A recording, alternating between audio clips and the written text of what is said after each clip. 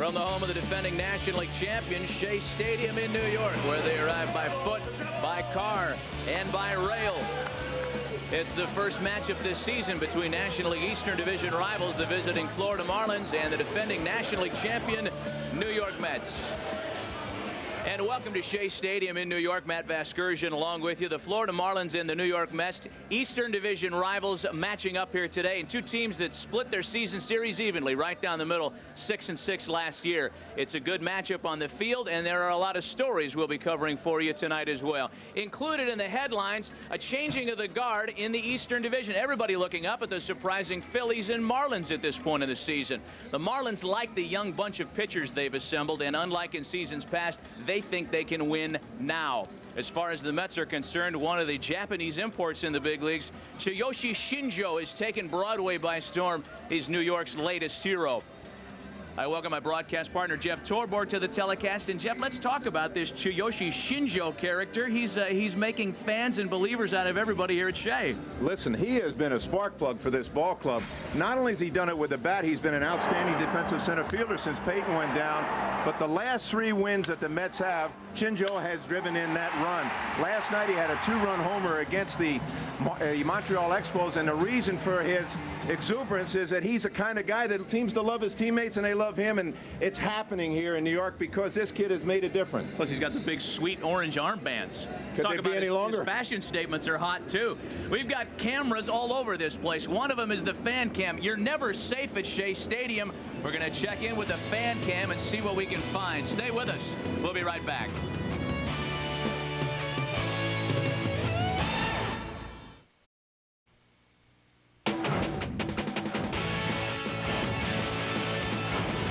Welcome back to Shea Stadium in New York. Fox family visits the Eastern Division of the National League tonight.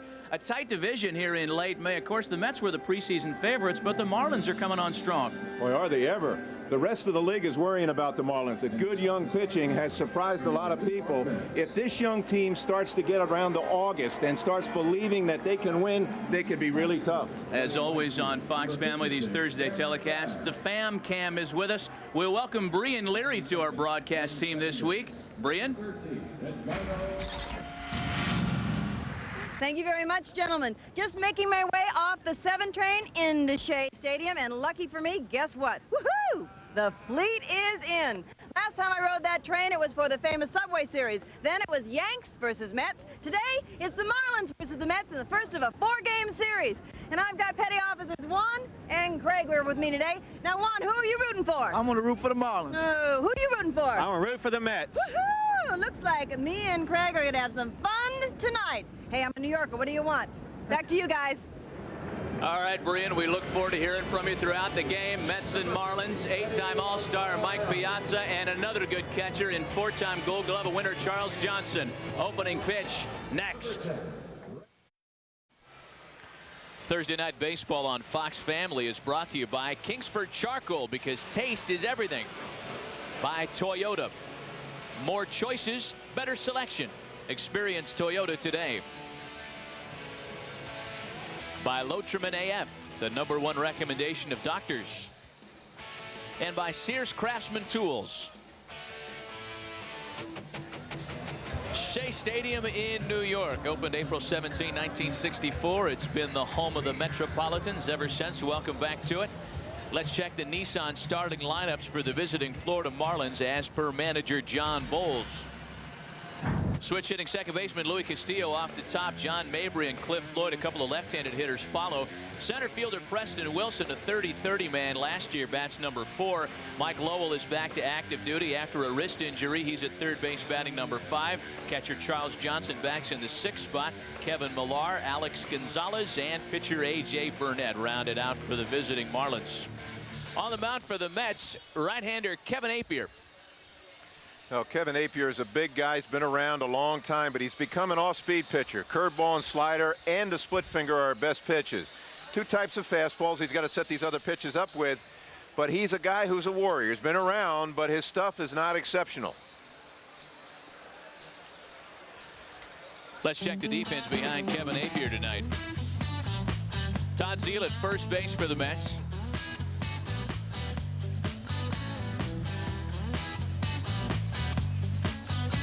Edgardo Alfonso won a Silver Slugger at second base last year. He's out there at second tonight. Robin Ventura is a 6-time Gold Glove Award winner at third. Ray Ordonez has 3 trophies at shortstop. In the outfield, left to right for the Mets, it's Benny Agbayani, Tsuyoshi Shinjo, and Darren Bragg. Mike Piazza does the catching as per usual. And once again, Kevin Appier on the mound for the Mets to make start number 10 on the season. Underway at Shea Stadium tonight. First pitch of the evening from Kevin Appier is laid down for a bunt. Castillo on his way to first, not in time. Ventura was right there to plate, and there's one gone for Appier.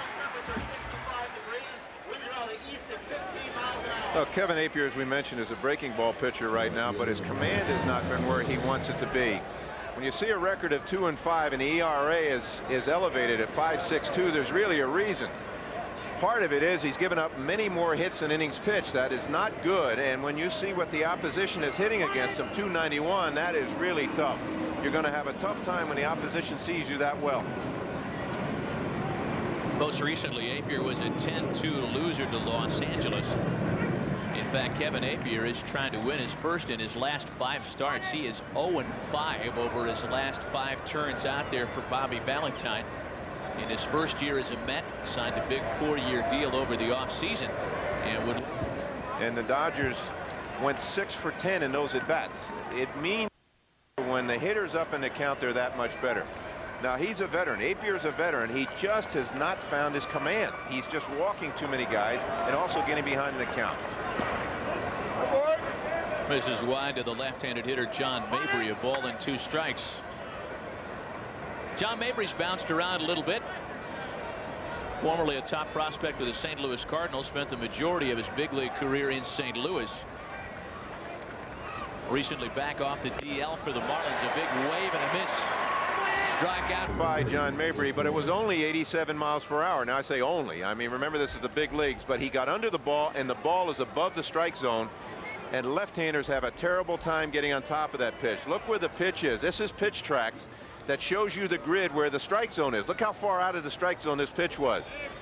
Apier's got a herky-jerky delivery, sits on his back leg and almost throws uphill sometimes. And when he gets under a fastball like that, it kind of explodes.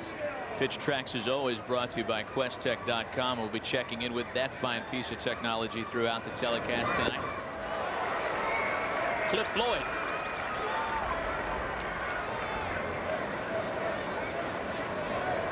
Clifford Floyd, what a special looking young player. Huge guy, 6'4", 250, can run. He's only 28 years of age. Had an excellent year last year, hitting 300. He's a very dangerous hitter. Checks his swing and holds up. 1 ball and 1 strike to Cliff Floyd. Well, a guy whose home runs and damage have traditionally come in bunches.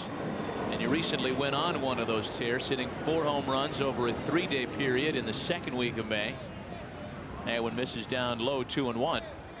The Marlin lineup is full of power and full of danger.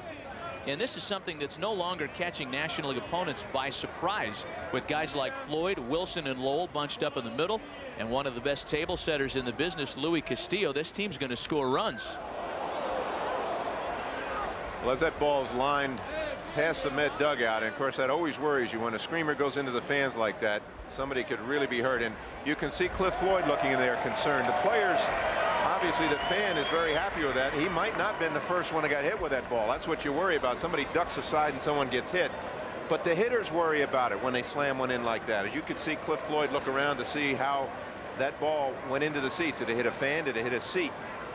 But Clifford Floyd is a real tough out. And add Charles Johnson to this lineup. 3 balls and 2 strikes. That pitch is very close. But you were talking about their lineup. And you can see some of the numbers here of the projected totals of what Cliff Floyd could do. And someday he will do that. But their lineup is stronger. Little number out to the left side of the infield for Ventura. Throw to first in time, and it's a 1-2-3 start to the night by Kevin Appier. Half inning of baseball gone at Shea. Fish scoreless. Mets coming to bat.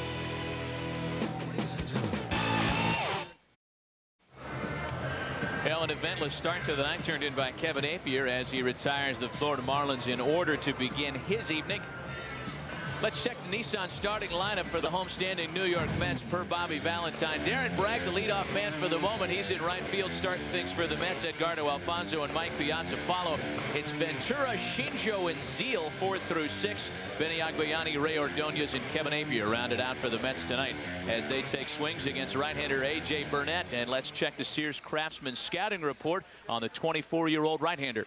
And he's a big one, 6'5", almost 230 pounds. You can see the stuff he has. A former Met, outstanding fastball, big breaking curveball. It's an index finger up curveball.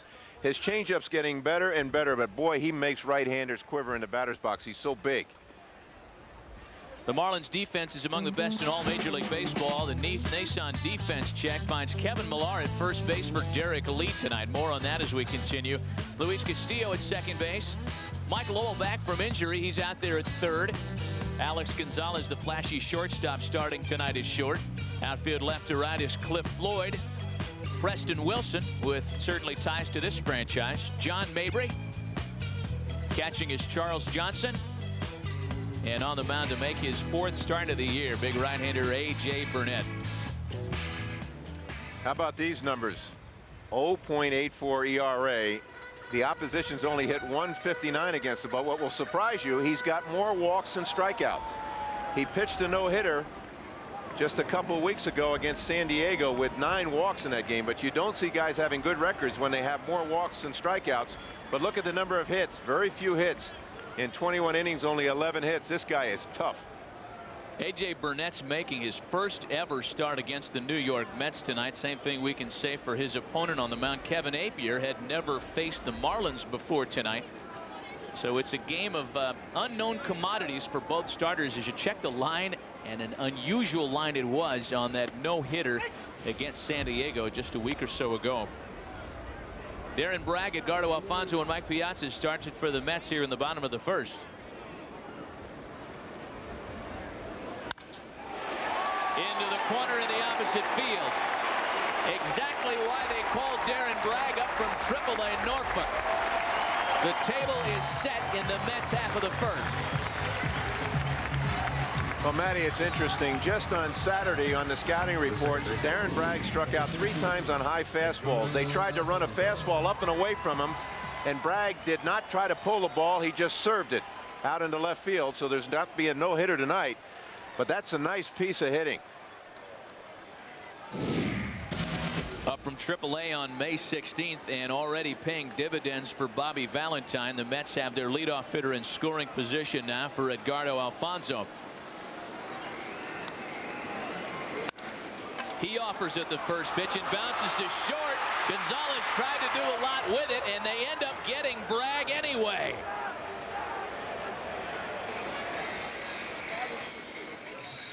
Well, this is a mistake. This should never happen. Darren Bragg is a real hard-nosed player. You're at second base. The ball has got to go through unless it hits to the right side of you. Look at Bragg. He's in no man's land, and even with a foul up at shortstop, they get him at third base, and he doesn't even stay in a rundown long enough to get the runner to second base. That is a double mistake by a veteran player. Darren Bragg is a very aggressive guy, and I think his aggressiveness caught him here. That is not smart baseball. Well, A.J. Burnett's thrown 2 pitches. He's had 2 base runners. One of them's been cut down. Score to that is a fielder's choice play that puts Alfonso aboard safely for Mike Piazza. Matt, I was watching Piazza in batting practice. He's changed his stance a little bit. He is bending at the knees a little bit more as he swings right through a good live fastball. 94 miles an hour on that fastball. But all good hitters make adjustments. Now Mike has been struggling. He's been trying to carry this club on his shoulders, and he's been struggling. But watch him in batting practice. He squatted down a little bit, and he was hitting line drives all over the park. Now he's standing up a little more now, though. That one fouled back, and it's 0-2 to Mike Piazza. Well, Piazza, like many of the Met hitters, really scuffling at the plate. You're talking about a guy with a .328 career average. The numbers way down this season for Mike, as they are for the rest of the run producers behind him. Guys like Robin Ventura, Todd Zeal, even Alfonso in the 2-hole struggling by his own standards. And Piazza's caught looking at a called strike 3. This is what we mean. The pace that Piazza's on this year is nothing close to the numbers he's accomplished in the past. Well, watch this strikeout, Matt. It's a breaking ball. This is that curveball we're talking about. The index finger up curveball means he gets on top of the ball. And Mike is fooled by it because it looked like it was going to go a little too high and maybe toward the inside, and it broke back over the plate. So Alfonso still aboard with 2 gone now for Robin Ventura. Boy, the Mets really aggressive against Burnett tonight. He taps out to first, and New York strands a base runner. 1 inning of baseball in the books at Shea. The Marlins and Mets scoreless. Well, contrasting experience levels as far as the major league manager's gig is concerned in the dugouts tonight. John Bowles in his 4th year managing with the Marlins, and Bobby Valentine's in his 14th season in the big leagues, his 6th with the Mets. Those 2 guys are going to be in a dogfight in the division all year long. We'll be privy to some of John Bowles' secrets through his third base coach, Freddie Gonzalez, who has agreed to wear a microphone for us tonight, Jeff. Freddie's a good man. I knew him when he was a catcher in the Yankee organization, and then he was with the Miami Marlins, Miami Miracle, back in his early years when he was first learning how to coach, and he even managed that, and he replaced Mike Easler, the hitting coach of the Cardinals, now as the manager. Freddie's been around, a very good baseball guy. Marlins have their center fielder Preston Wilson leading off, middle third of the order against Kevin Appier, Wilson, Lowell, and Johnson. Preston Wilson's been going gangbusters this season. Despite the 0 for his last 15, he's still at .327, close to the club lead in that category. Charles Johnson batting a heavy .331 at the start of play tonight. That's amazing. When you talk about players, you talk about tool players. 5 tool players. That's a guy who's able to run well, field well, hit for power, hit for average, and throw. This guy is a 5 tool player.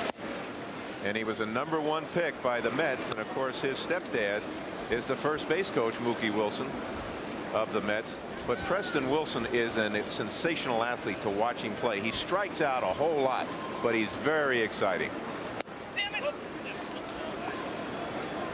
Yeah, Preston Wilson came very close last year to Bobby Bond's 1970 strikeout record of 189, and there was nothing that Mookie could have done about that.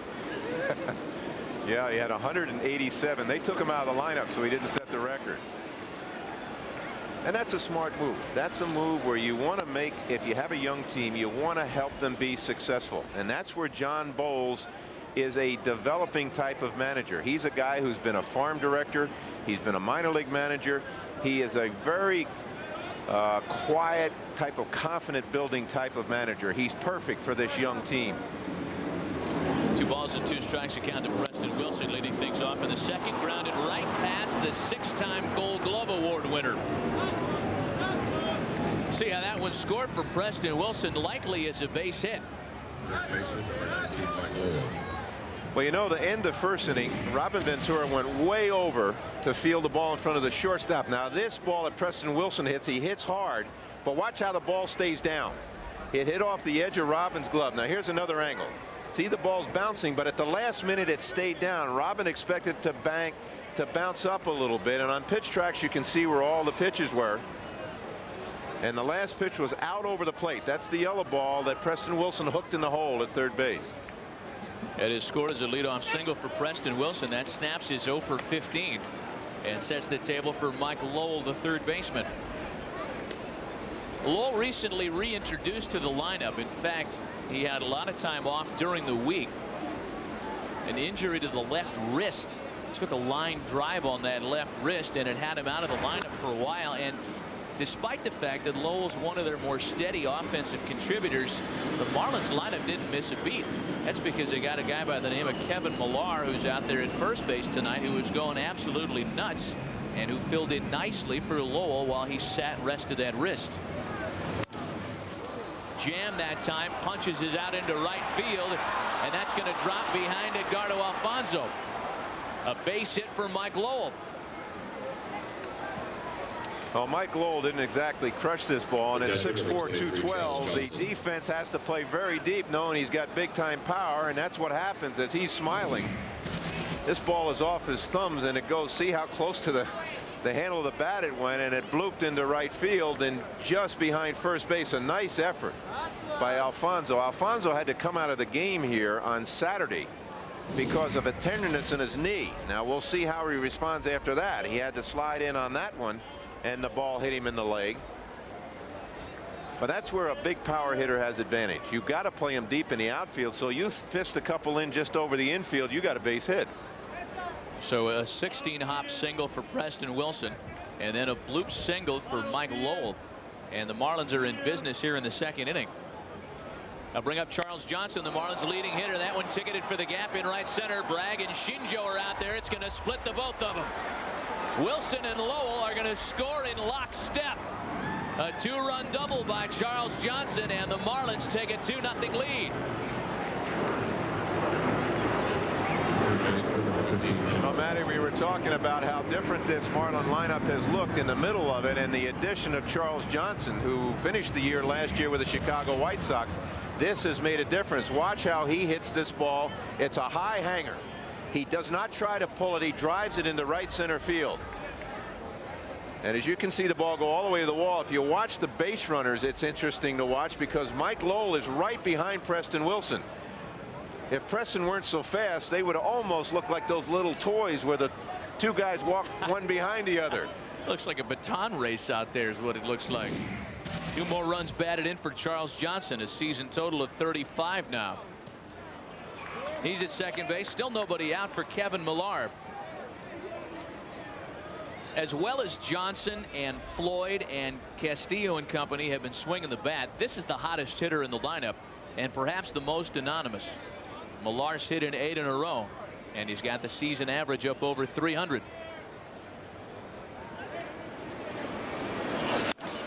That one's rolled out to third. Another chance for Ventura. He converts this time, and there's one gone. Well, in a way, that's a wasted at bat, obviously, when it's an out. But if you have a big power hitter, you don't want to take the bat out of their hands. But when you have a runner at second and none out, you'd like to see the runner advanced if you possibly could. And you're not going to get that done hitting the ball to the left side of the infield unless you can get it through. So Johnson's still out there at second base, and that brings up the shortstop, Alex Gonzalez.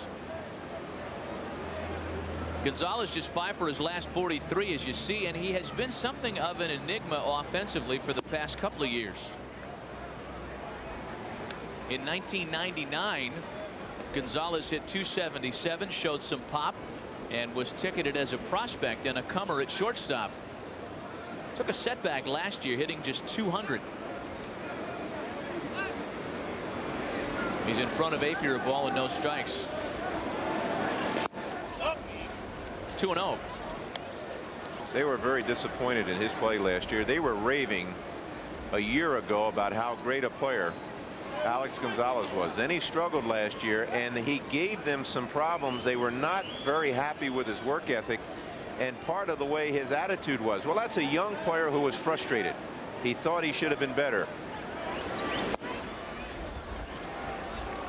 A lot of people close to the Marlins feel that one of the worst things to have happened to Alex Gonzalez early in his career is to have some long ball success.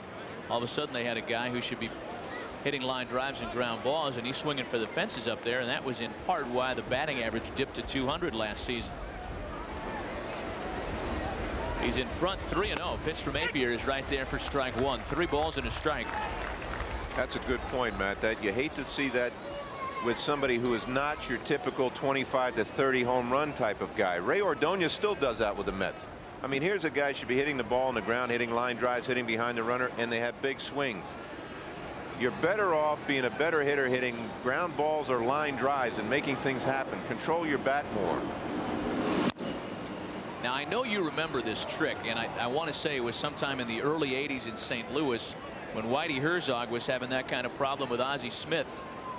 And they said, for every fly ball you hit, Ozzie, this is Whitey talking, for every fly ball you hit, you give me $1. For every ground ball you hit, I give you $1. And at the end of the season, I think somebody won 10 or 12 bucks. But he made the point. He made the point. Yes. It wasn't about getting rich. Yes. Right. It's about focusing on game situational hitting. That's what this game is all about. It's a game of teamwork. Even though it's an individual sport, one-on-one. Couldn't hold up that time. The foul tips hung on to by Mike Piazza. Second strikeout of the night for Kevin Apier, and there are 2 gone. The pitcher, number 43, A.J. Burnett. Well, this is a pretty good pitch. This is up and in. This is a pitcher's pitch, and if you can't lay off it, you're going to have an awful time trying to hit it. See where it was cutting back toward him, and he got hung up, tried to pull his hands in. You can't do much about that pitch. But the point you were making, if you have a hitter who has a big swing to hit the ball out of the ballpark, now it makes big holes in your swing. Now you'll miss a lot of pitches instead of putting the ball in play. 2 gone for the pitcher. Now here's A.J. Burnett. Burnett's 1 for his first 7 at the plate this year. Again, this is a guy out there just making his 4th start of the season. Burnett opened the year on the disabled list with a foot injury. The Marlins think it was something that happened while he was working out on a treadmill in the offseason. Big wave and a miss. This guy's a heck of an athlete, though. Did you see that swing? That's not your typical pitcher swing. This guy's a pretty good hitter. He's also a character. This is the guy with all the tattoos and rings on his body in places. He's a free spirit. But he's a heck of an athlete. He was known as a basketball player in high school. He was a well-known basketball player in Little Rock, Arkansas in high school. And of course the Mets thought enough of him to draft him. There are a lot of players here. You talk about guys on the Marlins, and you can say the same of a couple of Mets with ties to their opponents tonight. And Burnett, probably the guy that stands out immediately, coming off the no-hitter 2 starts ago. He was acquired as part of the compensation package when the Marlins did the fire sale after the '97 World Series and shipped Al Leiter over here to New York. In exchange, Florida got a good crop of prospects for that man. And we're starting to see those guys now at the major league level. Apier's run at 3-1 to the pitcher. In fact, here's the deal. From the Marlins to the Mets, Dennis Cook, Al Leiter, Mike Piazza. These are separate deals. In fact, 6 of them since '94. A.J. Burnett and Preston Wilson are 2 of those then young Mets who are now starring roles for the Marlins. There's a strike to Burnett, 3-2. Well, it's a difference in philosophy. The Mets were ready to win, and they needed the stars at the time to win. They got them, and it worked for them. The Marlins, when they, as you mentioned, you called it a fire sale, went out and got the best young prospects they could find around baseball for all their stars, and did a good job. Payoff to Burnett, lined into right field. He can swing it a little bit. Darren Bragg coming on, goes into the tuck and roll and makes a fine catch to end the inning. That looked like trouble with a man at second. A great grab by Darren Bragg, and it limits the rally to 2. The end of 1.5, 2-0 Marlins. Marlins on the field on our Thursday night baseball coverage on Fox Family. Let's find out what's happening in the stands and check in with Fam Cam and Brian Leary. How you doing, you guys? You know what? A lot's happening here at Mets with the Mets in Shea Stadium. They're struggling a bit, but you know what? It's somebody's birthday. Whose birthday is it? What's your name? Matthew Soren. Now, Matt, how old are you? Like 35? No, 10. You're 10. Now, who's your favorite player? Mike Piazza. Oh, you know what? You look like Mike Piazza. He's really cute. Who's your favorite player? My favorite player is Ken Griffey Jr. Okay, and what about yours? Mike Piazza. Woo! Now, what if I were to tell you, wait, he's got the Mets parents back here, so you brought all the kids for a big birthday party, huh? Yes, we did. This is fantastic. Hey, Matt, what if I told you that you could be Mike Piazza for a day? What would you say? Oh, my God. That would be so incredible, wouldn't it? Okay, I'm going to do a little Mets magic here on the Fox Fam Cam, and when we come back, you guys, we might just have a little miniature Mike Piazza. Back to you in the booth. All right, thanks, Brian. Yeah, Mike Piazza. I think that's what he called the guy, right? Mike Piazza? It's one of the extras from the Sopranos. There's Brad Penny. Speaking of birthdays, he turns a healthy 23 today, and actually was supposed to be the starting pitcher in this game until the Marlins got rained out last night in Atlanta. Sure, he's not a football player. Look at the size of that neck. Boy, they've got some good-looking young arms, boy, and big and strong. Look at these ages. All hard throwers. They just got Matt Clement this year from San Diego. Chuck Smith's the only one who's not the real young guy in the crowd. But he pitches like a young guy. Yeah. He really with great emotion. Chucky Smith is the long beard at 31. That's a good young group. Tsuyoshi Shinjo leads things off here in the second and bounces out to Louis Castillo for the first out of the inning. First baseman. Well, the Mets are jumping on every first pitch they can. And people will say, why would you do that with a pitcher that walked 9 guys in a no-hitter? One of the things you do not want to do when certain pitchers have real good stuff. Don't get behind in the count when they have a good put-away pitch. And Burnett has that real good downer curveball that you saw that Mike Piazza took that really fooled him. And he's really tough on right-handers. So the right-handers are jumping on every first pitch they see that's straight.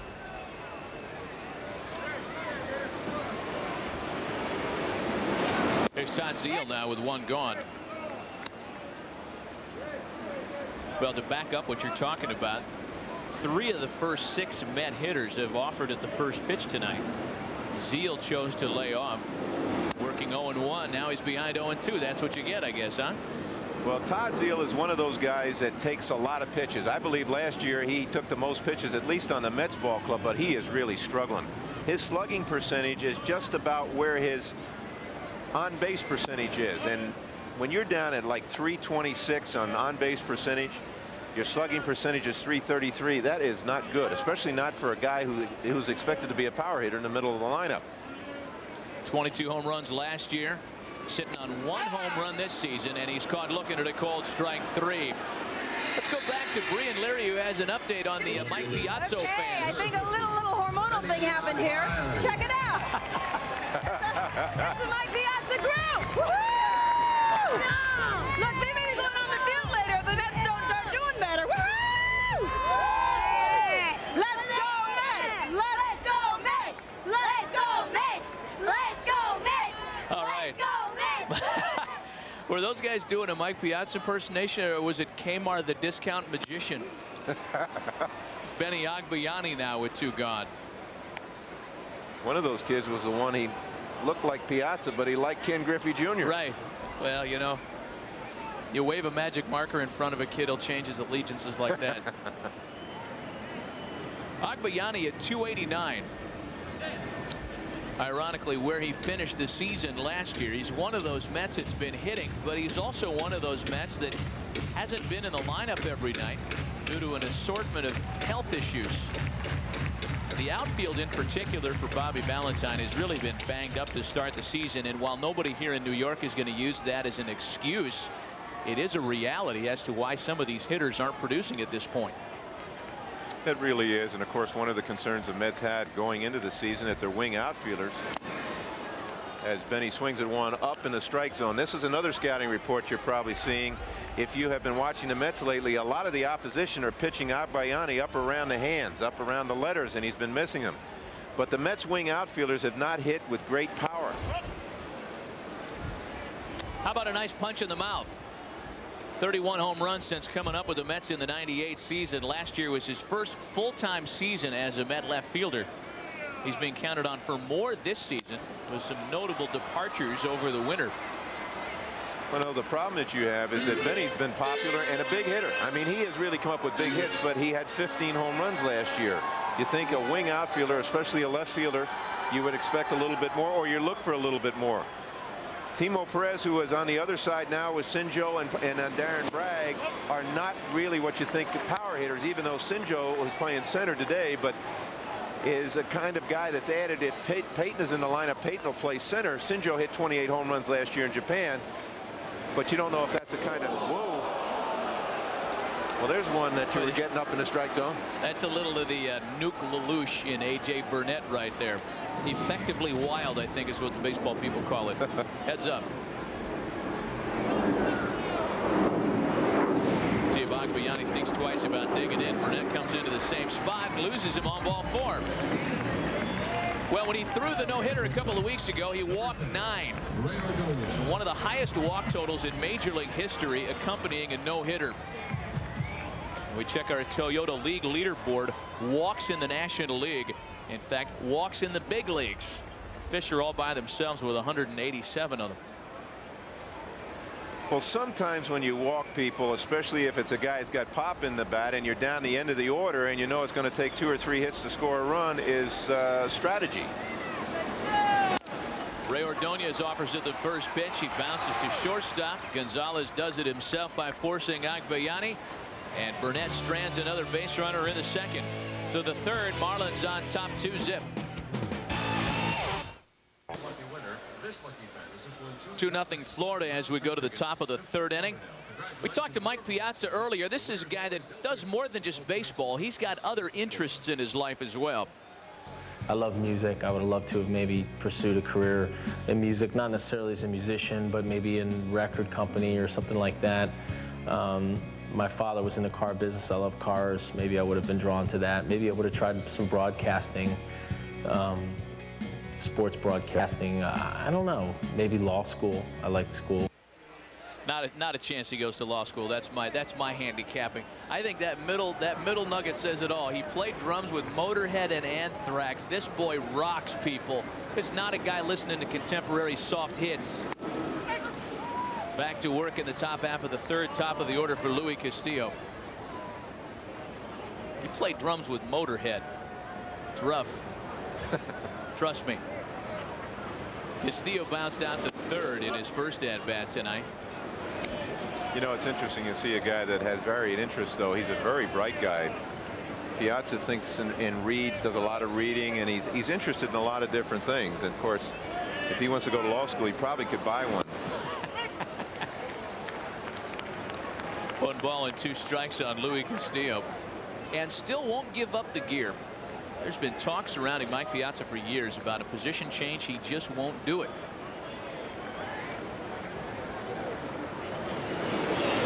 2-2.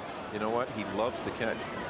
A lot of people have said, well, the reason he's catching all these games is because he knows what an offensive player is, and he wants to make a mark as a catcher that maybe no catcher has ever done offensively. He loves to catch. He calls a great game. He works hard behind the plate. Castillo slashes one to second. His second base counterpart Edgardo Alfonso takes care of him, and there's one gone. The right fielder, number 47, Tom Mabry. You know, it's very interesting when you find a guy who enjoys getting beaten up behind the plate. Remember, Mike Piazza is a great big guy. The bigger the catcher, the more foul tips you get. The bigger you are, the more bending you have to do, and it affects the knees more.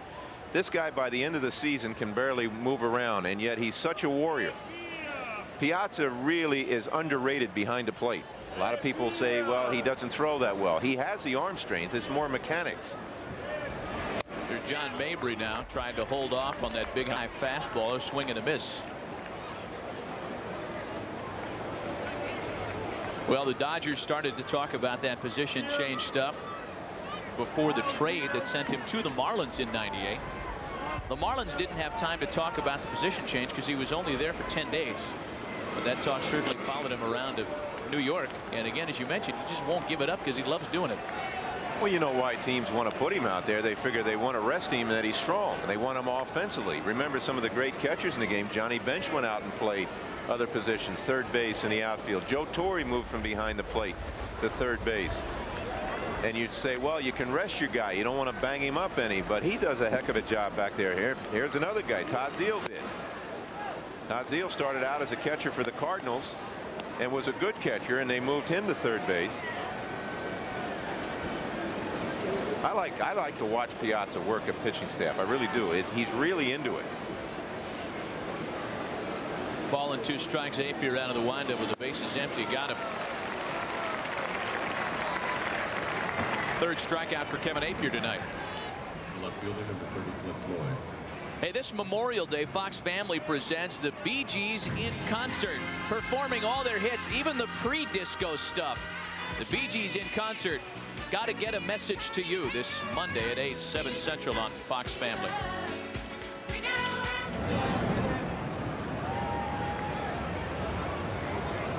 Two gone for Cliff Floyd. Well, so far, the top of the order has given Kevin Apier no problems.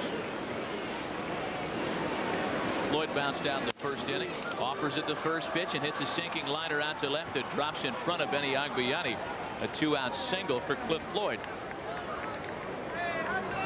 Well, Matty, we were talking before about what happens when outfielders look at a hitter who's 6'4", nearly 250 pounds. You've got to honor their power, so you play deep, and then the big guy hits one like that underneath, and it just flips into left field. Watch how he kind of squats down to hit the ball. Boy, he's got a nice looking swing, doesn't he? Head right down his arm, didn't pull off the ball. He can run too. That's the other thing. 5 stolen bases for Cliff Floyd, along with the team high 13 home runs, and he's on for Preston Wilson.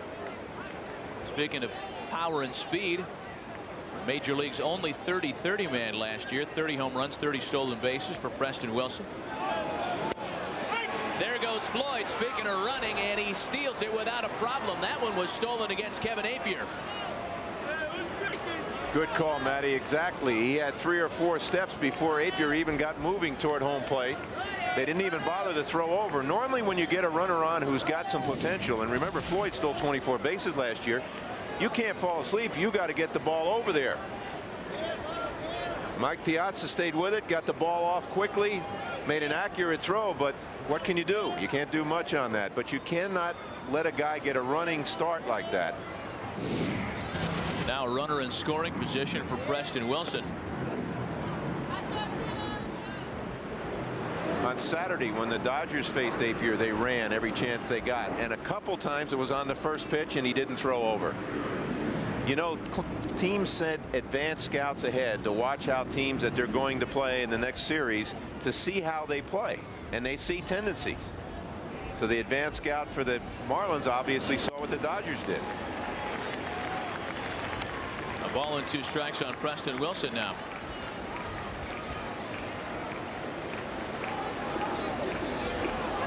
.267 hitter with runners in scoring position. That's the kind of situation he's faced with here with Floyd at second and 2 away.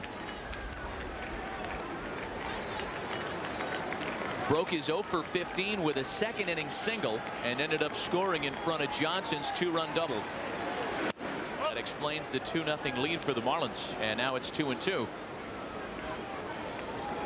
You know, you talked about Preston Wilson having ties to this Met franchise. A former #1 draft selection by the Mets. You talked about his stepfather, Mookie Wilson. His godfather is another very popular former Met, George Foster. I mean, you slice it up and down, and he's got Met connections all over the family tree. Caught looking this time. How about 4 punch-outs for Kevin Appier? He sends the Marlins down without damage in the 3rd. 2.5 gone. Still 2-0 Florida. On Fox Family is brought to you by Acura and by American General Financial, helping over 12 million people live the life they've imagined. Live the life you've imagined. Unseasonably cool near LaGuardia here at Shea Stadium in New York tonight. Matt Vasgersian and Jeff Torborg, along with Brian Leary, welcoming you back to the ballpark. We go to the bottom of the 3rd. 2-0 Florida. That wind blowing in, and it's been known to swirl here at this ballpark. It could be blowing in now, but check in with us in a half inning or so.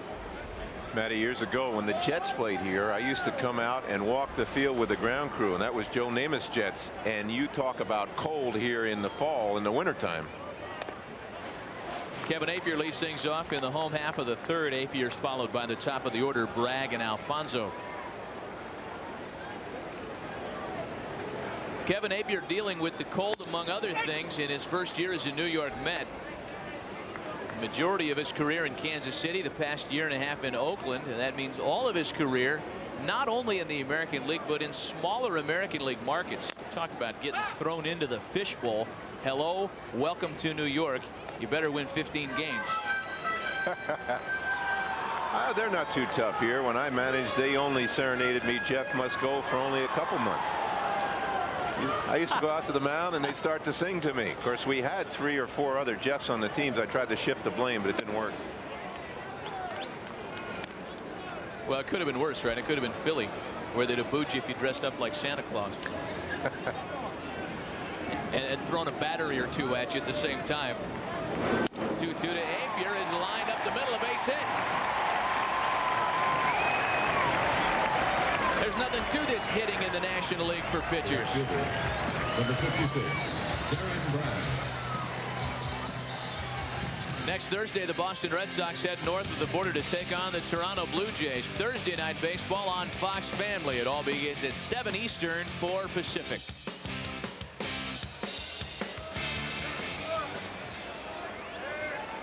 Well, Apier's out there like he does this all the time. That's only his second career hit. Now 2 for 17, as you said. He was in the American League most of his career.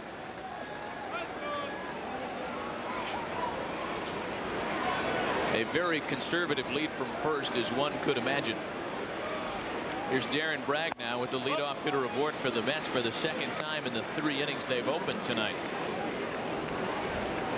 Well, if you take a look at the Marlins defense, you also know that John Bowles doesn't think Apier's going to run. He's playing the first baseman off the base with a left-handed hitter up. Millar is playing behind him, and then he'll back up. He'll pat the glove a little bit to let Apier think he's right there. A strike to Bragg, 1-1. That's a little trick that a catcher will do too. A catcher will slide up underneath the hitter and pat the glove up under his ear and then slide away, and the hitter can hear it thinking, oh man, they're coming inside. Well, infielders will do the same thing, pat the glove to make it sound like they're right behind him.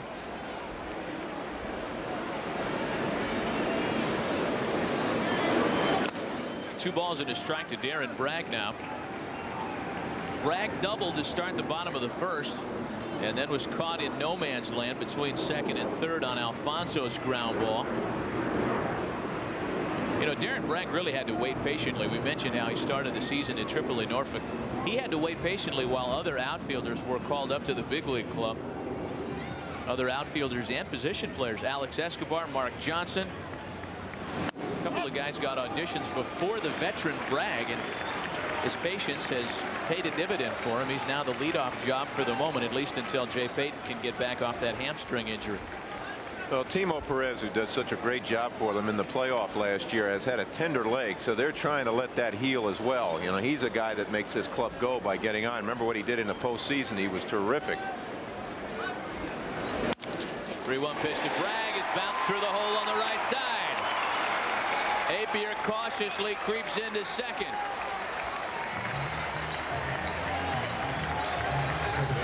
Well, no hitter tonight for A.J. Burnett, but a couple of weeks ago in San Diego, it was a different story. Effectively wild. We talked about it earlier.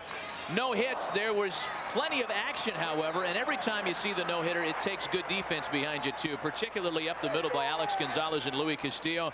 Burnett would finish it off, pitching the 3rd franchise no-hitter for the Florida Marlins, and there was a lot of love on May 12th in San Diego. Well, you got to be lucky to pitch a no-hitter, and as you say, you have to have a lot of defense behind you, but especially if you walk 9 guys and there's somebody on all the time. A snap throw down to second. Apier almost strayed too far from the bag. Well, remember, he hasn't been on there too many times. He's only had 2 hits in his career, and you watch out, Charles Johnson can throw. And this was a fake bunt, and for a runner at second on a fake bunt, he got hung out. And look at Charles Johnson.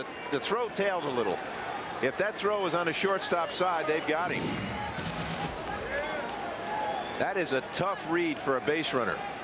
Nothing in 1 pitch to Alfonso, hit well to left. Clifford Floyd back, and it's over his head.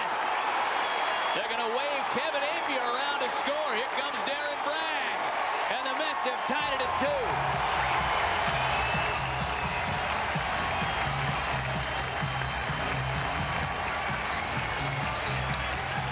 The pitcher, number 31, Mike Piazza. Well, Matt, Alfonso is one fine player. He's been struggling this year, but he got a hanging breaking ball right there and drove it in the alley in left field. He has started to get hot. Now you'll take a look at the pitch tracks and see where that hanger comes right down the middle. That's almost like putting it on a tee. A hanger is normally a breaking ball that's just spinning in the middle of the plate, and that one was. Here's Piazza now after Alfonso's double ties it up. Alfonso in scoring position for Big Mike. The 8-time All-Star was caught looking at strikes in the first inning tonight. A little electricity here at Shea Stadium for the first time tonight as Piazza sends one deep to center. Preston Wilson back, just shy of the track, makes the catch. On another night, that one might be gone. Instead, it's a long fly out that advances Alfonso to third. Robin Ventura. Matty, you're right. That wind is blowing a gale straight in, and that ball was crushed. Mike Piazza crushed that ball, and it just didn't go. You could see Preston Wilson himself looking up at that flag. He's on his horse thinking that that thing is going to be over the fence, and he's going to have to make a leap, and it dies right at the warning track.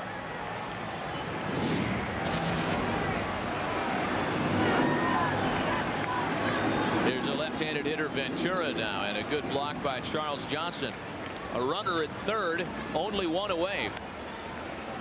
Well, you just called it. There is a play that goes unnoticed so often. That can be an RBI for the catcher. If Charles Johnson doesn't block that ball in the dirt, it'll get right by him and the run scores. Hit on the ground is second. That's good enough to plate the run. Credit Ventura with his 20th RBI of the year, and the Mets have taken a 3-2 lead. The center fielder, number 5, Yoshi Shinjo. Well, you might ask, why are they playing back and giving the run here? It's early in the game. Now you see the ball hit. They're giving the run. You see a good break from third base by Alfonso, but they're giving the run. When I say they're giving the run, they're playing the infield back in the middle.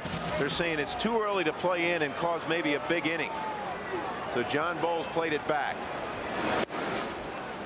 Here's Shinjo now with 1 out, 3 runs in. Shinjo bounced to second in his first plate appearance tonight. But you know, we referenced his wristbands when we went on the air tonight, Jeff, and it almost looks like a leg warmer he's wearing on his below the elbow. Those are the biggest wristbands I've ever seen in my life. Look at that. Dusty Baker loves wristbands. He's liable to get a couple of those. Look at the size of those things. You don't have to wear undershirts. Just wear wristbands. Slide them up under your shirt. Well, Shinjo has really become quite the popular figure here at Shea Stadium and in all of New York, for that matter. And had it not been for the outstanding season that Ichiro Suzuki's putting up in Seattle, this would be the Japanese import that everybody's buzzing about. Instead, you got a guy who's en route to a batting title in Seattle. And as a result, Shinjo's exploits have gone unnoticed by comparison. You know, Matt, I went to Japan with the Dodgers in 1966 after the World Series, and we ran across some great players at the time. Sadaharu Oh, and a lot of people say, well, these guys wouldn't be stars in the U.S. Well, they would have. That one's popped into left. Cliff Floyd drifting in for it. Boy, the wind caught that one and almost pushed it to shortstop. That retires the side. 3 in the Mets' third. They've taken a 1-run lead as we head to the 4th. Top of the 4th inning here at Shea Stadium. Let's see what's happening with FamCam and throw it down to Brian. Well, this is a very happy FamCam, because the Mets have come back. I'm with Steve, a very happy fan. How are you? Now, Steve, you've been here at Shea Stadium for how many years? Well, since I was born. I was brought here as a baby by my grandfather. Oh, must have been a painful birth. Well, in those days it kind of was. I was born in 1963 and 64. I was here the first year as a 1-year-old, and as Jeff will remember, coming here, visiting here, it wasn't too pleasant in those days. Well, now, Jeff was a catcher. Is there any way, can you compare him to Piazza? Well, Piazza can't hit like Jeff could. Yeah? Well, Jeff, is Piazza being behind the plate, is it taking his toll on the hitting this year? You think that's a problem? No, I don't think so. I think he's trying to carry the club a little bit. You know, he's such a big hitter, and I think he's a real good catcher, but I appreciate your comments. You must have forgotten how I hit. Oh, I have one of your baseball cards. Oh, I'm sorry. I think I got it for a nickel on eBay. That's better. I had to pay for mine. Yeah. So, any advice that you got for the Mets tonight, Steve? Well, I think if the wind blows out, then Piazza could have got us another 2. Yeah. I agree. We got a good fan. This is Steve's hot dog, but he was so busy sucking up to Jeff that, you know, Well, I thought I'd eat it. Burnett has given up 2 runs in 3 games before tonight, so we've already got 2 off him. Let's hope we keep it going. All right, Steve, that's enough of you. We got a play-by-play guy up here. Shut it down, dude. Shut it down, Steve. I've been watching a long time. Let's just hope the Mets turn it around. It was a painful birth, but worth it. Back to you guys. Good night, guys. Can't believe you let him dog you like that about the nickel card on eBay. Yeah, it's all right. He said I was a better hitter than Piazza. Right, okay, he made up for it. There's one gone for Kevin Apier here in the 4th, and now it's Charles Johnson. Johnson struck with a big 2-run double in the 2nd. That gave the gave the Marlins their 2-0 lead in the 2nd inning. Mets have since come back. 3 in the 3rd, and New York leads it by a run. Here we are in the top of the 4th. Now, we've talked a lot, Jeff, about A.J. Burnett and his throwing the no-hitter on May 12th in San Diego. The 3rd franchise no-hitter. There's a parallel there for all of them, whether you're talking about Leiter, whether you're talking about Kevin Brown or A.J. Burnett. All 3 of them caught by this man, Charles Johnson. Absolutely. I really believe this, and I know it's a little prejudice from an old catcher. I really believe the catcher has a lot to do with a no-hitter, at least in crucial situations, keeping the pitcher going. Now, obviously, when you're catching people like I did, like Sandy Koufax, I didn't have to help him. It didn't matter what I put down. But when you take a young pitcher, such as Charles Johnson brought Burnett along, I'm telling you, the catcher has a lot to do with that with a young pitcher. Well, we know that you know what you're talking about, because Charles Johnson, like Jeff Torborg, that went line foul. You guys are in a very tight group of, well, very good company. How about that? You know, no-nos. These gentlemen all caught 3 no-hitters, and one of them sitting to my right. Well, I like this one down the bottom right here.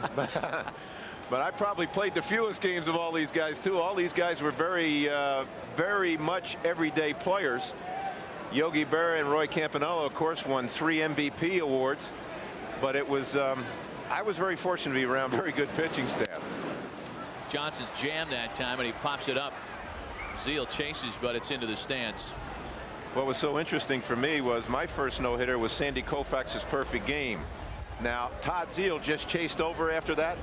September 9th, 1965 was when Sandy pitched a perfect game. That's when Todd Zeal was born, that night. How does that make you feel? Have you thought about that? Very old. I didn't want to restate it. Here's a 1-2. In your own words, that was. And Johnson went around. First baseman, number 15, Kevin Millar. We mentioned in the beginning of the game that Apier has real good breaking stuff, and look at this. That's that off-speed pitch. The bottom falls out of it. That's either a curveball or a split finger, and Charles Johnson could not hold up on it. Good call by the umpire at first base. That's 5 strikeouts for Kevin Apier now. Check that note. Mets 0 career no-hitters. 2 gone in the 4th. Here's Kevin Millar. This is a team that's in its 40th season. Now, we're talking about the Florida Marlins already celebrating 3 of them. They only came around in 1993. The Mets are still waiting for their first. Yeah, guys who pitched no-hitters after they left here are the ones that are legendary. Tom Seaver pitched a no-hitter after he left and went to Cincinnati. And of course, Burnett, we're talking so much about him. Some of these guys came close. Remember, there were some great pitching staffs here. Nolan Ryan. How about Nolan Ryan leaves here and has 7? Yeah. After that, Tom Seaver's number retired on the left field wall. Dwight Gooden and David Cone had to leave here and go to the Yankees to do it. Right. Coney's was a perfect game. Mike Scott left here and went to Houston and pitched a no-hitter for Houston to clinch in 1986. 1 ball and 1 strike to count to Kevin Millar, batting with the bases empty and 2 away. Swing and a miss, 1-2. Millar looking to extend an 8-game hitting streak. One of the unsung heroes on this team, and it looks like he's borrowing Craig Biggio's helmet tonight. Or was that Ozzie Guillen's? Take a look. A called strike 3.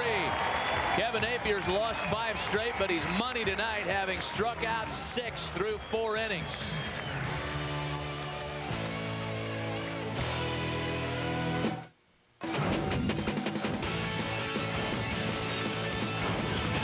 Back from Shea Stadium in New York, the Mets and Marlins in action tonight on Fox Family Thursday Night Baseball, and a good one on the field. 3-2 in favor of the Mets, trying to string something together here in mid-May and get back to near the top of the division, more familiar territory for them. Todd Zeile leads off the bottom of the 4th. What does Todd Zeile do with a day off? We asked him about that earlier tonight.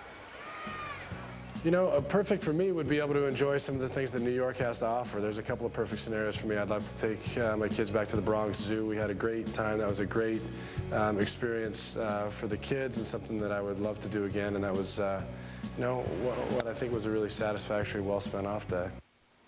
Yeah, I think as a Major League Baseball player, if you can't find something to do on a day off in New York, you got problems. A lot of choices out here in this city. Many people did not know that Todd Zeile, in fact, is a descendant of John and John Quincy Adams. He was one of many players to appear on Saturday Night Live in the same sketch a couple of years ago. His wife Julianne, gold medalist in the 1984 Olympic Games as a gymnast in Los Angeles. But the genes in those children, it's like Don Drysdale and Annie Drysdale. Wow. Those are kids that likely won't end up behind a desk typing on a keyboard, is what you're saying, right? Possibly. Strap on the gear. That one misses inside to Todd Zeile. Count is 3 balls and a strike.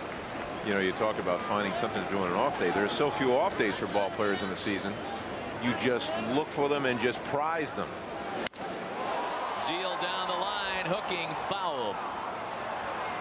You know, Todd Zeile has an interesting way of hitting. He doesn't look like he's ready. He stands straight upright and he holds his hands, just holds the bat vertical with his hands close to him. He doesn't look ready.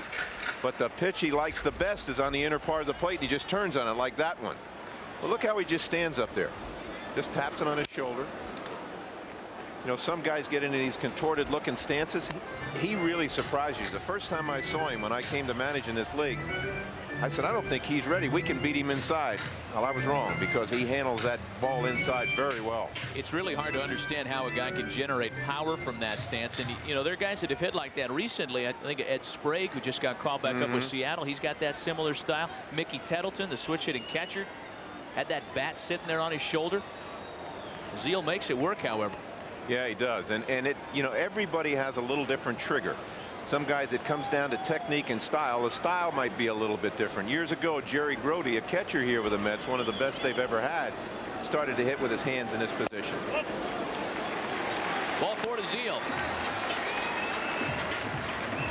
He takes the pass here to start the bottom of the 4th. He has passed through a lot of teams in his big league career.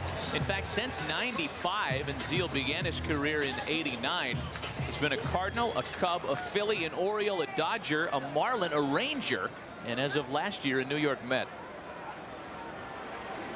It's a lot of luggage tags in 5+ years. Zeile's aboard to start the 4th inning. Second straight inning. The Mets have put their leadoff hitter aboard. Now it's Agbayani who takes a strike. Matt, we were just talking about how Todd Zeile was so quiet as a hitter. Now you take a look at Agbayani. Agbayani lifts his leg, gets his hands wrapped. He's so different as a hitter. This takes an awful lot of timing in order to get the leg up in time and have it down in time to swing. So, you know, when there's no one way to hit, and that's the great part about this game. Everybody will try what seems to work for them, or what they feel comfortable in, or what they can do to see the ball best. That's where this open stance you see of the 90s. Burnett working 0-2 to Benny Agbayani. That's a fun style to watch, just from a personal standpoint. When a guy can make that work, and you can think of numerous examples. I think of Julio Franco with that active right foot. Ruben Sierra used that for quite a while in his hitting style. Agbayani among others. Oh, take a look. Fastball right down Main Street. Agbayani was fooling. And there's one gone. You know, when I first went to Japan, with the Dodgers in '66, a lot of their hitters lifted their legs like that, and not too many in the U.S. did. Now here's the pitch. You can see that ball comes back on the plate. That started on the outer half and came back. Take a look at this pitch by pitch tracks, or sequence of pitches, I should say. Starting away, I should say starting in and then going away. That ball started away and tailed back on the plate. Pitch tracks provided by QuestTech.com. But where I was going with what I was saying was, you did not see a lot of hitters in the 60s and 70s lift their front leg like that. Mel Ott back with the Giants back in the 30s and 40s did. But the Japanese did a lot of this. You'll watch Shinjo when he comes up, he lifts his leg like this, and that's the way Sadaharu used to hit with 800+ home runs. But more and more you see hitting styles and fads are cyclical, where you see somebody get successful with lifting the leg, you'll see more people do it. You see somebody get with an open stance like Andres Galarraga. Now you see more people do it.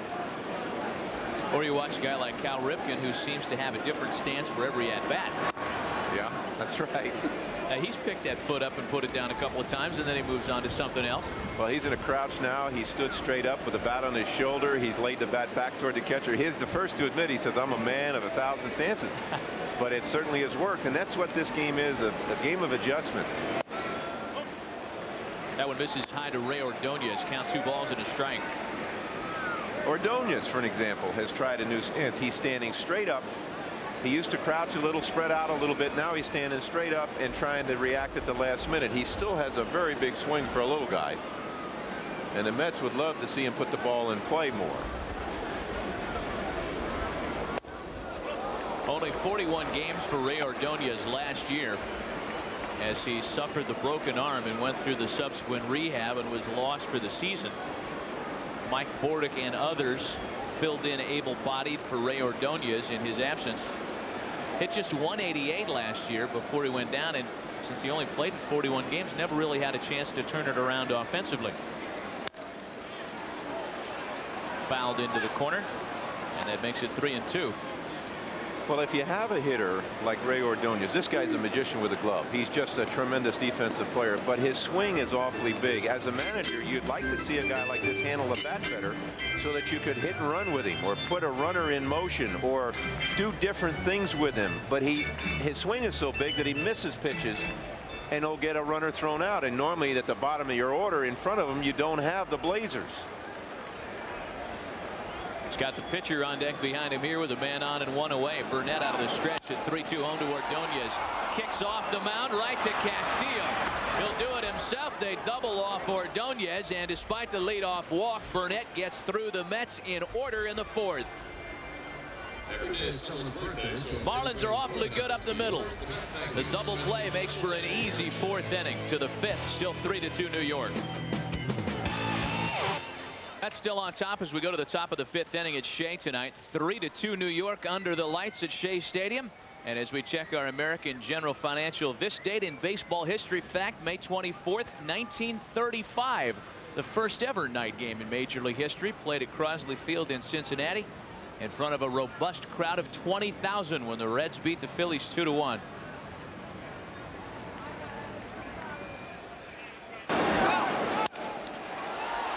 Well, here we are some 61 years later.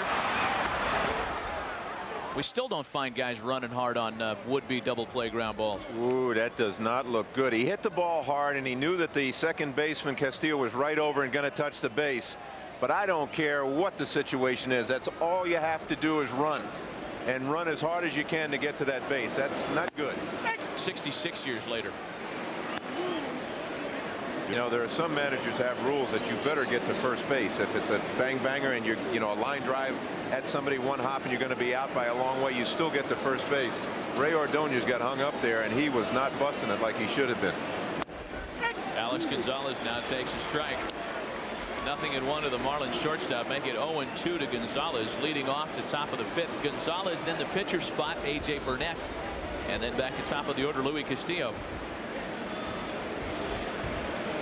Gonzalez was a strikeout victim in the 2nd. 1 of 6 posted by Kevin Apier. Apier is en route to matching his single game high this year. He struck out 8 at San Francisco on May 13th. It's his high water mark so far. Still in front 1-2. What he's doing is locating better than he has been lately. We talked about the fact that he has a lot of good off-speed pitches. A downer curveball, a 12-6 kind of action, a good slider, a good split finger, but he had not been locating his fastball. Tonight he's locating the fastball. He's thrown it by a lot of hitters up and in, right on the hands where he wanted it.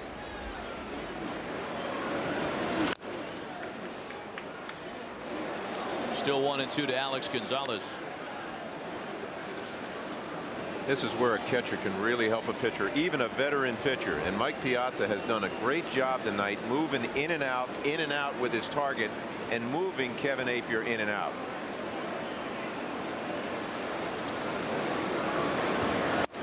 Seven strikeouts for Kevin Appier tonight.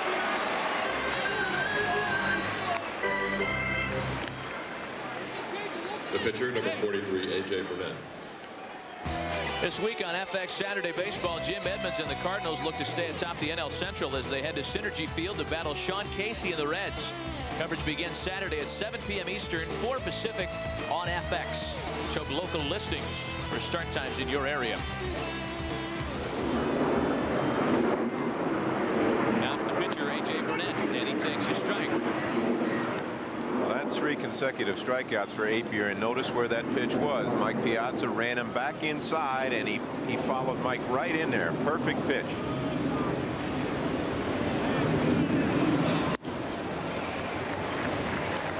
A.J. Burnett, one of the young Marlins to tie the knot over the offseason, or as some of my pals refer to it, take the plunge, along with Armando Almanza, Derek Lee, and Preston Wilson, all of them off the market.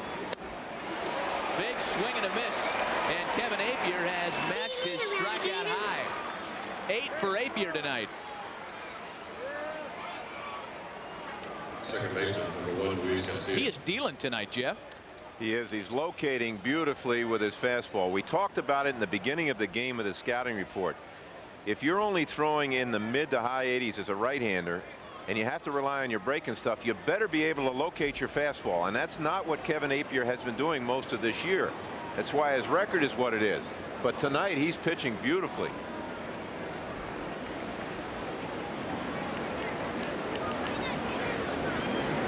Speaking of the Marlins, former opening day starter Charlie Huff watching his pupil tonight, and he starts a leadoff hitter Luis Castillo with a strike.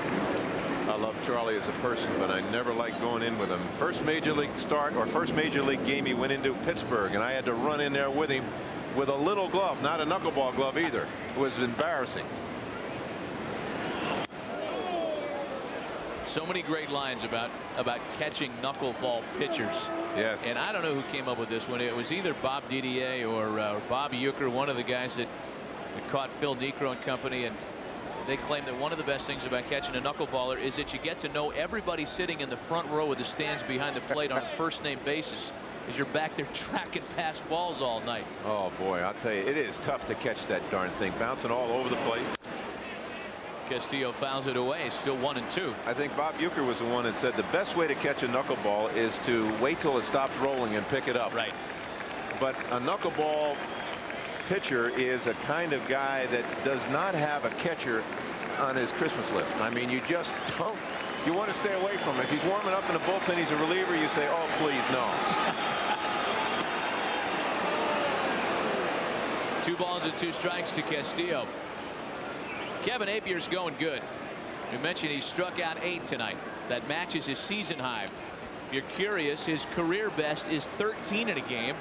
He's accomplished that 3 times in his career, most recently back in 1996. This is Appier vintage mid-90s tonight.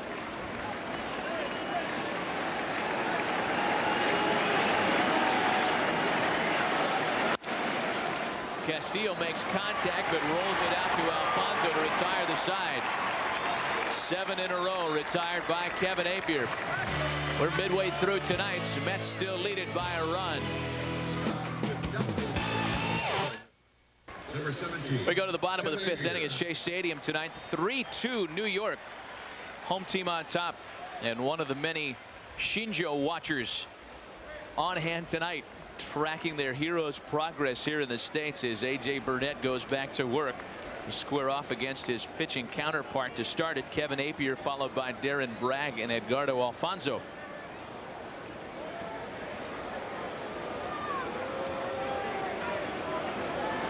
A.J. Burnett, former Met prospect, on hand dealing to guys that would have been teammates had it not been for a trade that sent him to the Marlins. Heads up.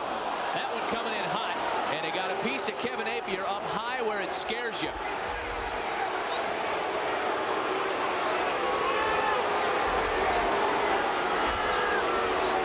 Well, of course, Apier got a base hit the last time up, but Burnett certainly is not trying to throw at the opposition pitcher leading off an inning.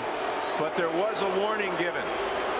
Phil Cuzzy warned John Bowles, and that is just to make sure that nothing does happen. John Bowles is saying, why? You know we're not throwing at him, but it's just a matter. They're going to make sure nothing else happens here. And, you know, fans might say, well, just let him warn the guy. What's the hurt in that? What John Bowles wants to do is make sure his pitcher is protected from being afraid of throwing inside. Because if his pitcher comes inside again, and now Bobby Valentine seems pretty convinced that there should be more action taken. You know what Bobby's so mad about, I believe, here, as he talks to Bruce Fleming, is the warning has been given, so he also, his club gets a warning. And he said, why are we being warned? We didn't do that, and that's where, if you have watched this game tonight, folks, you can see that Apier has been so successful inside that Bobby does not want that taken away from his pitcher.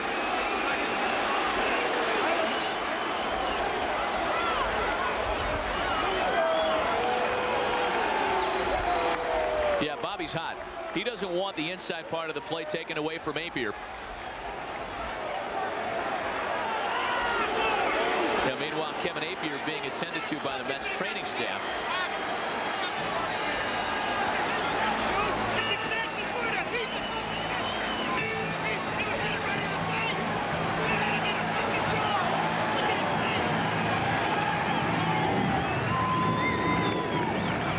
Well, let's take a look at this again. Apier okay to continue, we hope. Taking his place at first. Apier was checking his mouth when he got up. Well, that's part of what Bobby Valentine just gestured. He said, my pitcher got hit in the face, and we get warned.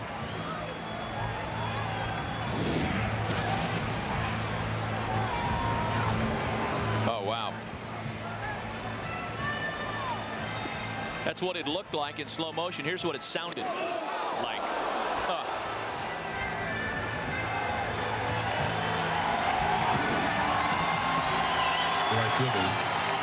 He got a little red mark on the chops there from where that baseball came in and got him. Well, I think he got lucky. I think it deflected either off his arm or off the ear flap, but I think he got lucky, because you take a shot in the face there and you could really have damage done. Yesterday, the Mets were in Montreal, and without Leiter on the mound, pitcher Mike Thurman at the plate, Thurman was hit by Leiter and had to leave the game. Of course, what just happened here has absolutely nothing to do with yesterday's, because it was a different opponent. But the Mets have seen a couple of these plays now over the past 2 days with two different uniforms facing them. Yeah, but it was different yesterday because Thurman swung at the ball. He swung at the ball and it hit him. But this is different. This is deflected off of somewhere. Oh, it's off his left hand, and then it hits him in the face and maybe got a little of that ear flap. He got lucky. Back to the top of the order, Darren Bragg with Apier aboard. A ball and a strike to Bragg. Boy, it's really scary when a guy misses around the shoulders there, or above the shoulders, as was the case to Apier. And you got nowhere to go. I mean, you can't go down because the ball's liable to break into your head. Your first move is away from the plate. Oftentimes that brings you right into the pitch. That's just a duck and cover drill. Yeah, it really is. Now, Burnett is wild. We talked about it, and obviously in a no-hitter throw through 9 walks. But tonight he threw 2 right over Agbayani's head, if you remember. Agbayani didn't see one of them. He just got very lucky, and he felt lucky afterwards with a deep breath. But you're right, Matt. One of the things that you always worry about is, even if you are making pitches inside, you don't want to be up around the head. That was just a wild toss on a first pitch, and there's another one. Breaking ball bounces away from Charles Johnson. Not even the 4-time Gold Glover could do anything with that. Wild pitch moves Apier to second. But when you have a pitcher who can throw as hard as Burnett, and he has this downer, real hard downer, and it hits in the dirt, you better react quickly. And Charles got kind of handcuffed on this. He did not block this ball. He reached out to backhand it, and it might have hit on the plate, and it got by him. Charles Johnson's a Gold Glover, but that was not a real good approach to catching that ball. He got caught in between. Chance for Bragg to drive in a run now with the count at 2-2.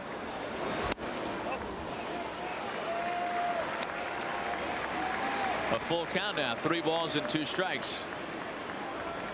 And we'll see how careful Burnett is with the left-handed hit and Darren Bragg in there, and a runner at second, nobody out. Alfonso and Piazza up deck, no walk in the park. It's a foul ball.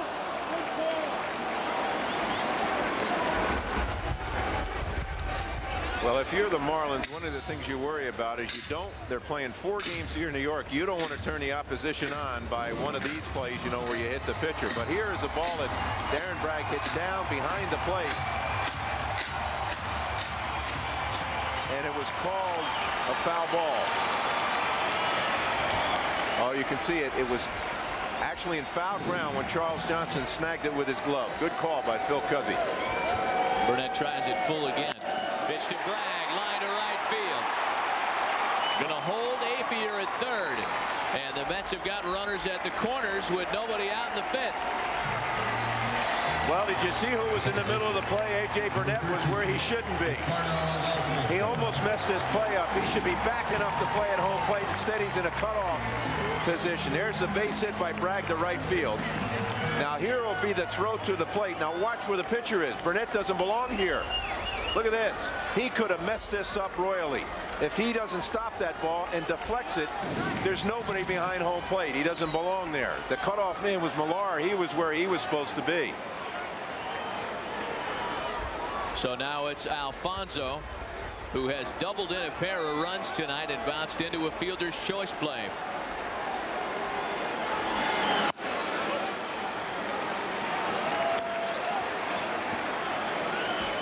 This is the guy for the Mets that puts it all together. While people concentrate on the Piazzas and Venturas of the world, Alfonso last year hit .324, a career best. He is a career .310 hitter. Saw the numbers so far this year, a little substandard by his own par line. Yeah, you're right. I really believe that this guy is such a key to how this ball club goes, because he has been struggling, as you mentioned. I talked to him Saturday. He said, I'm just trying to come out of things, but he is starting to hit. He picked up a home run on Saturday. He hit a big home run up in Montreal. This guy, you're right. This guy sparks this club. Foul back. He had a bad back earlier in the year, and it looked like it was affecting him. He was kind of feeling for the ball. He's not feeling for the ball now.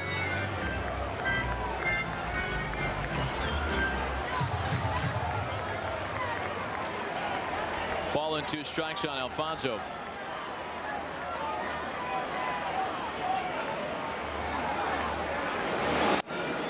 Breaking ball misses inside.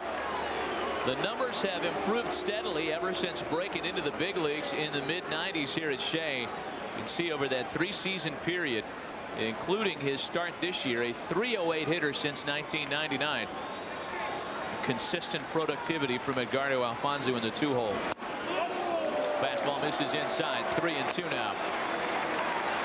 Alfonso's been around a while. He's only 27 years of age. He reminds me a lot of Edgar Martinez. He is a really professional hitter and player. He approaches this game so sincerely.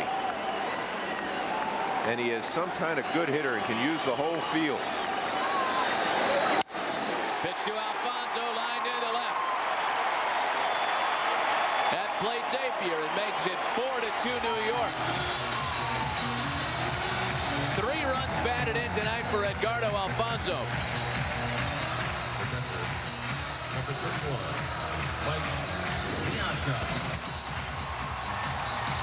Now this ball is down. You can see the release with the top hand by Alfonso, and he hits a line drive over shortstop. And that hitting the pitcher could really turn this Mets team around. That might just be the spark that they need.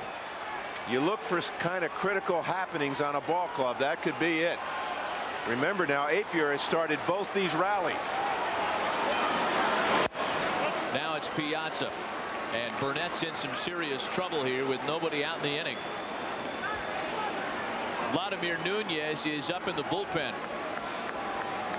First time there's been activity behind the Marlins starter tonight.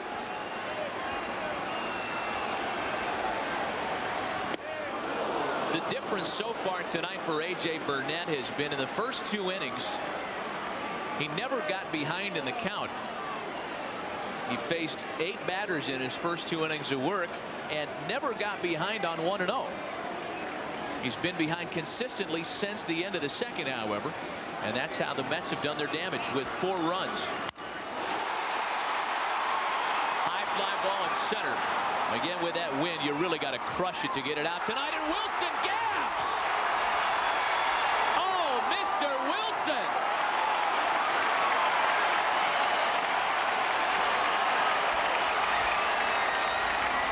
About as reliable as they get out there in center field, but Preston coughed it up. That was a can of corn. Well, we were talking about how briskly the wind is blowing. And that ball was crushed again by Piazza. Now he looks like he's under it, but see how he's having to come back in, and he looked away. Did you notice where he was looking? He was looking back toward the infield to see where the runners were. Here's Mike really crushing the ball. He knows it's not going to go out. He's frustrated by it, but Preston Wilson looked away from the ball.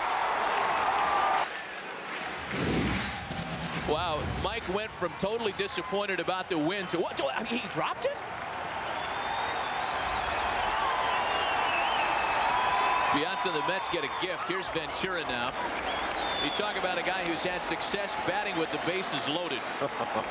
Yes, there is a steady wind blowing out from center, and you're going to have to really tag it to get it out. But if anybody's going to get it done, especially with the sacks full, it's Mr. Bases loaded himself. Into the corner. That'll rattle around and make clear up. Bragg scores. Alfonso scores. They hold Piazza at third. On cue, Ventura delivers with the bases loaded.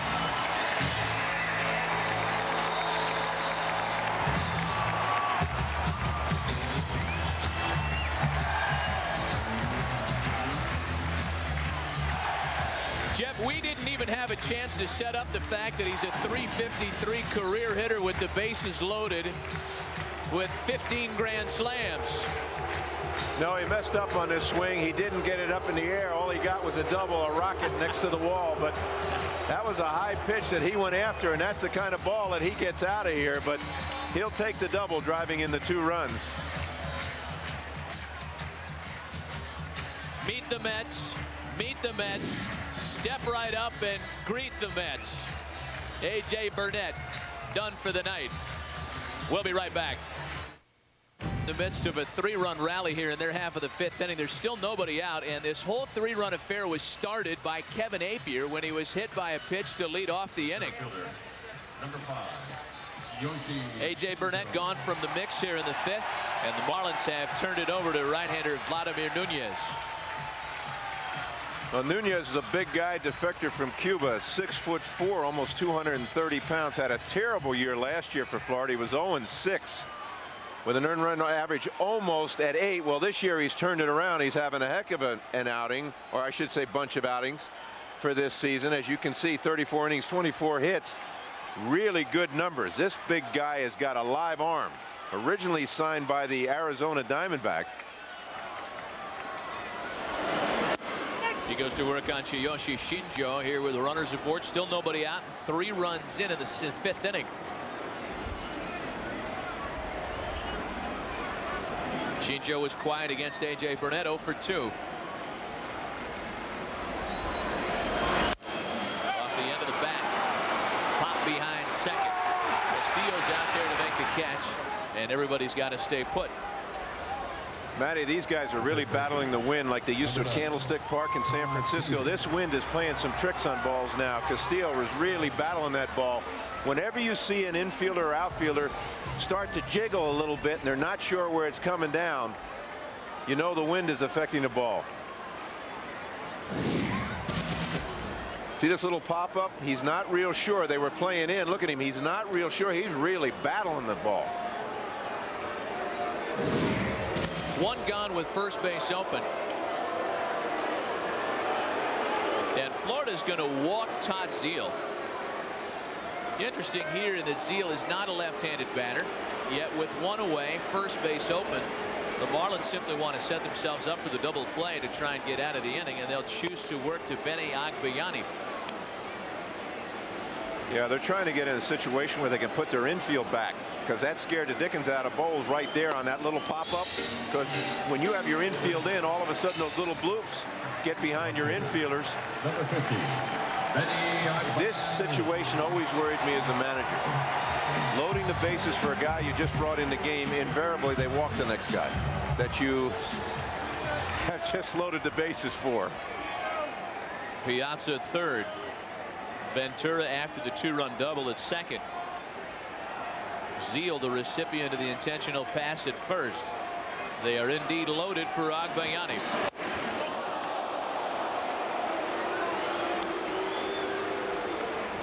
Well, John Bowles taking his chances with the bottom of the order tonight because the guys at the top have killed him. Bragg and Alfonso, the top two hitters, are a combined 5 for 6. They've really made it happen on top of the order. And incidentally, that's what's gone wrong all year here in New York for Bobby Valentine. He's gotten productivity out of those spots tonight. He really has. And of course, if the Marlins could have stayed away from Kevin Apier, he's the one that got the 2 big rallies going. Good breaking ball in for a strike. 2-1 to Agbayani. But you talk about the front end of the order being your table setters. Obviously, if you don't get those guys on, the big guys in the middle of the order, who are they going to drive in? And that has been a problem here. Oh, that one comes in and gets Agbayani, and Nunez is gone. Phil Cuzzi issued the warning. Agbayani got hit squarely between the shoulder blades. Noonan, gone. I can't believe that he threw the pitcher out. Would you think intentionally you're going to hit a hitter with the bases loaded? Not a chance. No, come on now. What's going on here? Phil Cuzzi is a very good umpire, but come on now. There's got to be intent. There's no intent. What are you talking about? Why would you hit a guy with the bases loaded?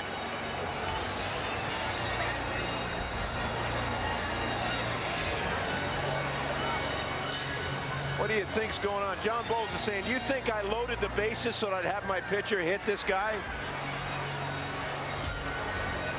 Well, we've seen a little bit of everything tonight, haven't we? We really have. I'll tell you what, this stuff about warnings and all this stuff with the pitchers is getting a little out of hand. Too much of it. Well, you know what? We've been watching series, and I just watched one this week between Milwaukee and St. Louis where warnings were issued in each of the first 2 games of the series. 3 guys were hit after the warnings, yet there were no ejections because it becomes something subjective. After the warning is issued, it's at the umpire's discretion whether or not there was intent. And that's what John Bowles is arguing, just as you mentioned, Jeff. He's saying there's no way my guy's going to hit their guy with the bases loaded and us down by 4. I can't believe you got to use common sense here, and this is ridiculous. This is not common sense. What do you think? You're trying to stop a riot? But I mean, Phil Cuzzi is a real good umpire, but do you think he's trying to hit a guy with the bases loaded? I don't know. This whole issue has gotten out of hand. Frank Robinson is outstanding, the guy who runs this whole operation. Now, here's how it all started. This is Burnett hitting Apier. That's how this whole mess started. And there's a warning given right now. But that doesn't mean you have to throw the next guy out if he hits him. There's got to be intent involved in this.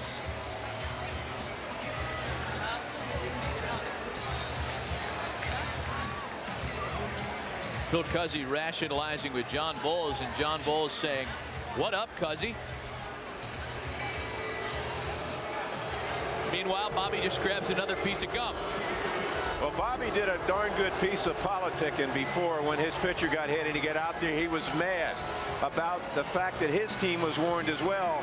And maybe that politicking had something to do with this. But, you know, I know it's difficult to understand and figure out what a pitcher's trying to do. But by gosh, with the bases loaded and you just loaded them by an intentional walk, you're not trying to hit somebody. Another pitching change. Nunez, miss it.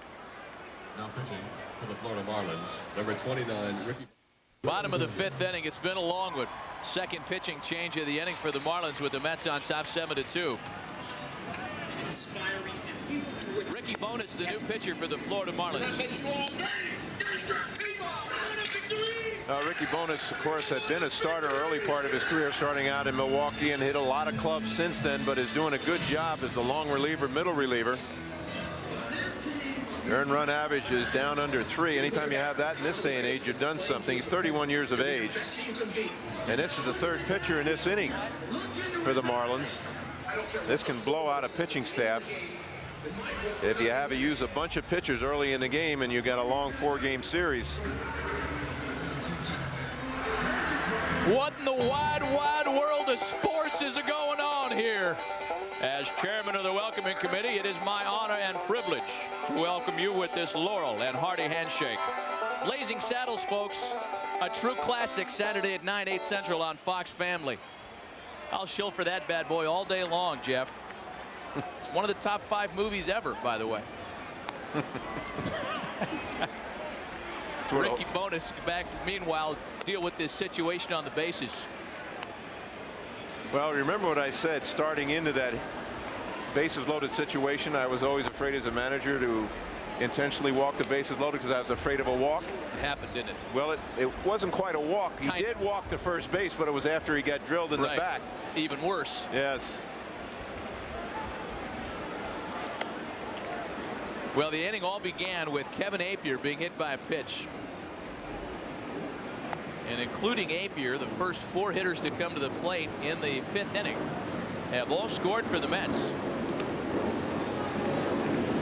So it'll be up to Ricky Bones in his 11th major league season to try and cool things down with the bases loaded and only 1 away.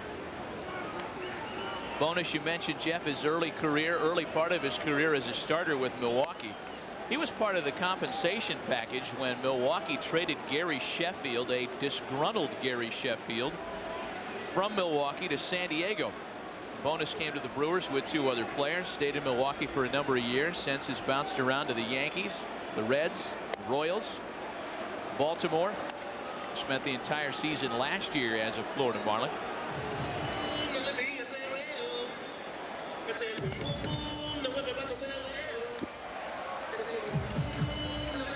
Kevin Apier's on deck to bat next. Mets have indeed hit around, and again, he's the guy that started the whole rally.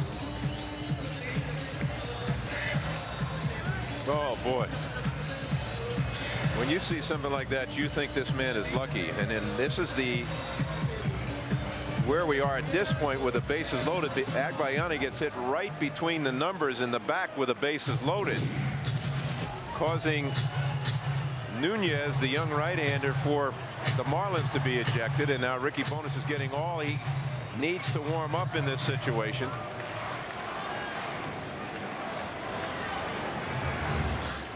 Let's check in with Fam Cam and go down to Brian. Thanks so much, Matt. I agree with what you guys are saying. You don't intend to hit a player. It's like ridiculous. What do you think about this, Cliff? What do you think about Nunez being thrown out of the game? Hey, you're not going to throw at anybody with the bases loaded. Also, I don't think that Apier was knocked down on purpose either. Just got away from him. You don't throw at the pitcher either. No, Jeff, you've got a lot to say about this. You and Cliff can probably converse for a second. Well, I'll tell you, he's exactly right. He's a good fan, as you can see, with a Met hat and the jacket. He's been around this game, and he's right. It's only common sense watching. He's watching the game. He sees what we're seeing. When you see something like that, you get angry like a Met fan. What do you want to do? What can you do? It's part of the game. What, you go back and get a beer and sit down, have another dog? No, just try not to get too involved in it. Oh my gosh! Well, you're a very sedate Mets fan. Perhaps the medication has kicked in. You got to see me home in the living room. It's not that sedate. Oh, okay. Well, we'll tune into you in the living room, Cliff. Thanks so much. Back to you, Jeff. But you know what? That's a fan who's been around the game for a while, and nobody had to handle this kind of situation in the past as much as the umpires are now. The players used to take care of this. A lot of people say, well, because the American League has a DH, the pitcher will not hit. He can't take care of it. You can take care of it because there's an adage over there. Whatever position player gets hit for one team, you better watch out that player on the other team. But Frank Robinson is handling the discipline for Major League Baseball, and nobody is better at handling situations like this when he was a player, when he was a manager, and so on. But I just think there's too much of this now, and too much of the umpires trying to handle it, because you got to read minds. You got to figure out, was there intent? Well, obviously there was no intent when the hitter is hitting the back with the bases loaded. Well, finally ready to get back at it now. As Jeff mentioned, Ricky Bones giving as much time as he needed to warm up after the ejection of Vladimir Nunez. And now it's Ray Ordonez with the bases loaded. 4 runs in the inning for the Mets, a team that had struggled with runners in scoring position all season has really snapped out of it tonight. In fact, the Mets are en route to a season best run attack. Single game high so far this year, 9 runs. They've already played at 7 tonight. With Ordonez, they have officially hit around in the inning. 1-1. Now, it must be mentioned, too, as we have been talking, that A.J. Burnett was just early part of the game was a little bit wild, but he was very effective in the sense that even though he was wild in the strike zone, he was getting ahead of hitters. Then he got behind, but what's taken him down has been the opposing pitcher. Kevin Apier started off the 3rd inning with a base hit, and as a result, 3 runs scored, and then he got hit in the face in this inning, and the inning is still going.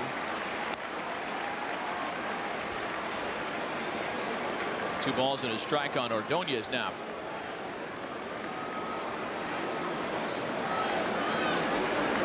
One career grand slam for Ordonez. Swing and a miss. 2-2 now. Well, that was a good pitch. Bones had a sinker ball in the outer part of the plate, and that was really a good spot with that last pitch. And it's tough in this situation. You've only got a cushion of 1 more pitch here. And then you have to come in with a pitch. Remember, there's no place to put him. Fastball. Had him guessing. Ordonez caught looking for out number 2. Big pitch right here for Ricky Bones. He starts the ball over the outer part of the plate and it comes back. See Charles Johnson set up outside. Look how it comes back. That's a Greg Maddux type of pitch right there. That's a nasty pitch. That started out outside. Ray Ordonez just said, well, I'm not going to swing with the bases loaded at a bad ball, but that was a good pitch.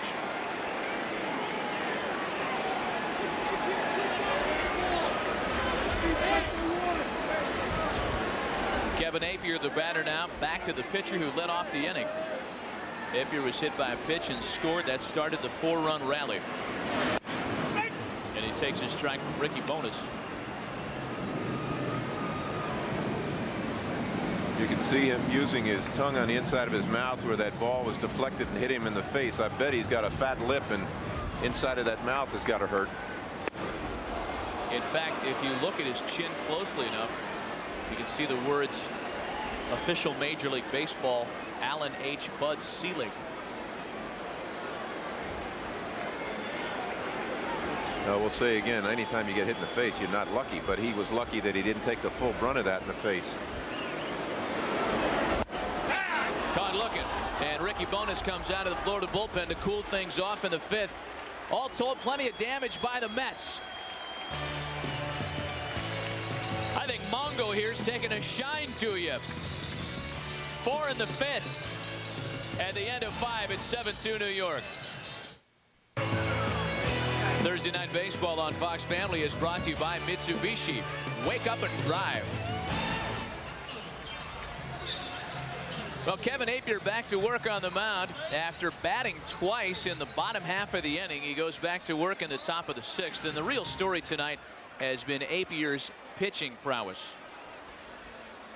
Well, he has pitched beautifully. Only 76 pitches at this point, and he has really been effective in his strikeout package.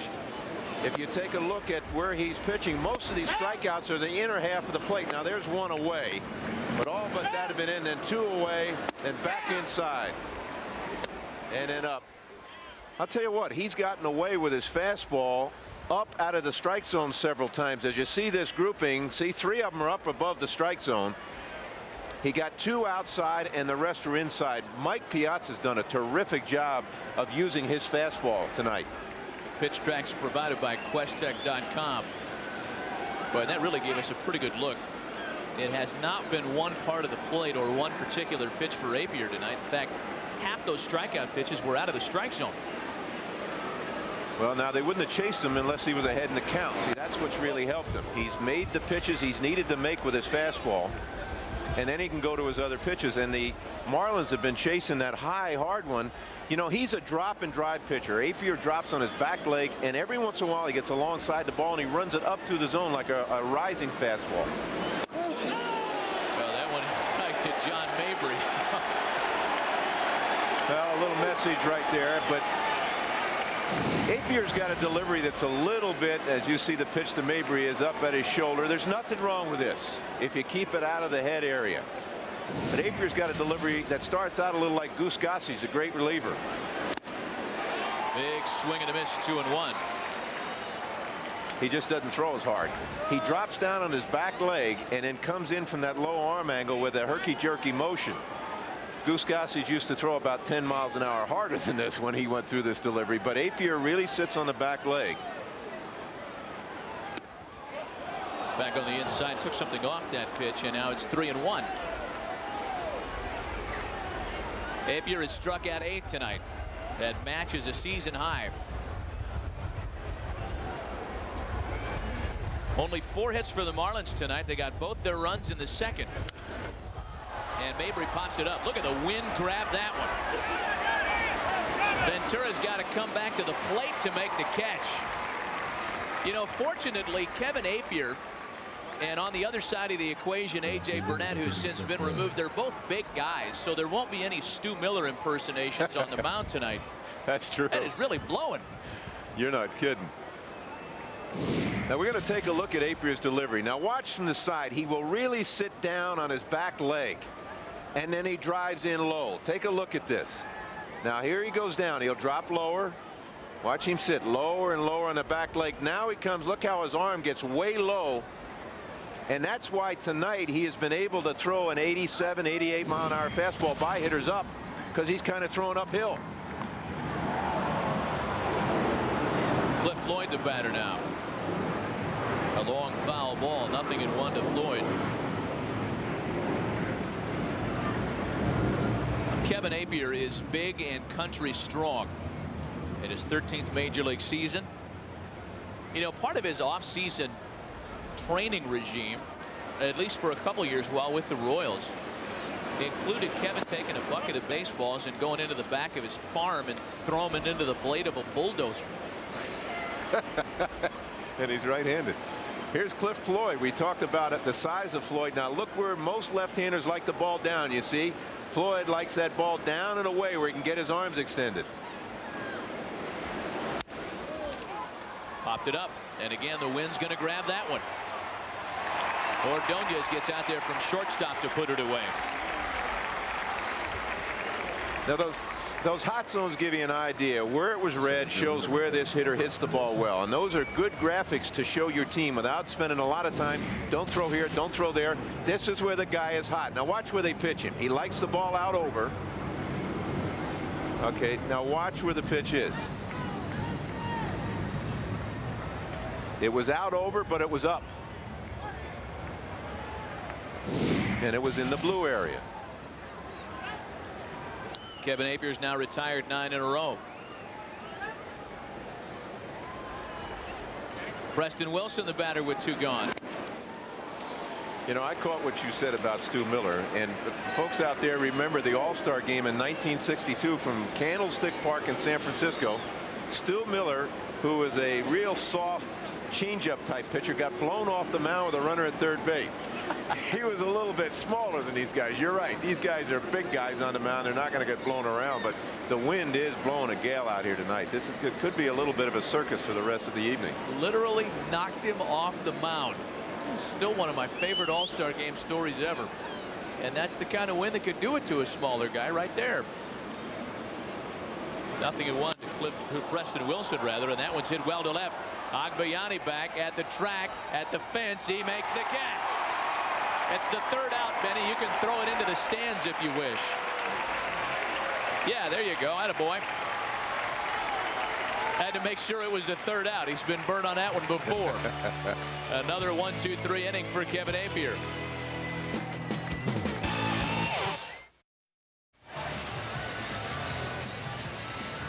Back with the bottom of the 6th inning from Shea Stadium in New York. Matt Vasgersian back with Jeff Torborg and Brian Leary.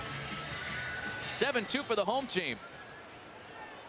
You know, defenders of the New York Mets will cite their sub-500 record last year in mid-May and their eventual rise to the World Series as being no cause to worry this year.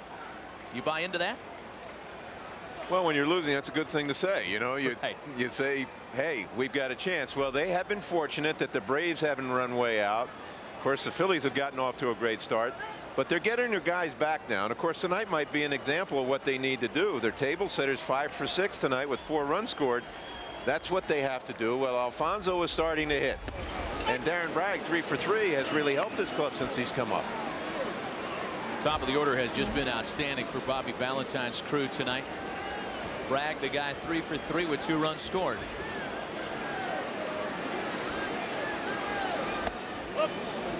Ricky Bonas back to work on the mound, having been called on to relieve for Vladimir Nunez, who was ejected last inning. Counts the ball and a strike on Darren Bragg. Line into right. Darren Bragg 4 for 4 tonight.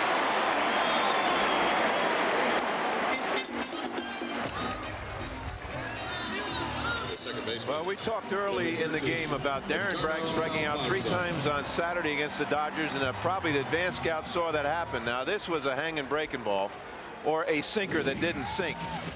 But Darren Bragg tonight has hit everything that's been up in the zone. First time up, he shot the ball to left field, and since then he's pulled the ball to the right side. He's got reason to smile. This guy's a hard-nosed player. Came up originally with Seattle. He's on base once again to start an inning for Edgardo Alfonso. 4 hits tonight for Darren Bragg, by the way. That ties a career best. Alfonso's had a nice night. You know what Alfonso just did? He stepped back and asked the umpire to have Ricky Bonas take the rosin bag off the top of the mound. That's a good hitter. That's focused hitting.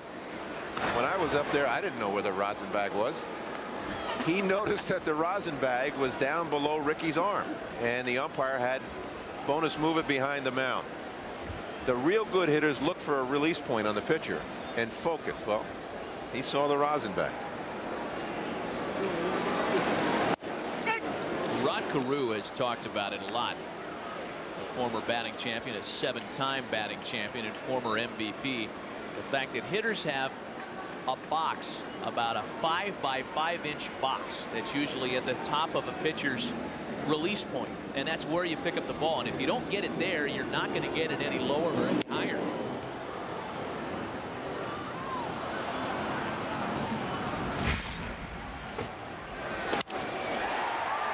You can see Alfonso catch a hanger and drive a ball in the left field for 2 runs there, and his head's right down on the ball. Now this ball's low and away, and see how his head stays right down his arm. When a hitter sometimes is struggling, his head doesn't stay on the ball. Alfonso is right on. He's locked in right now.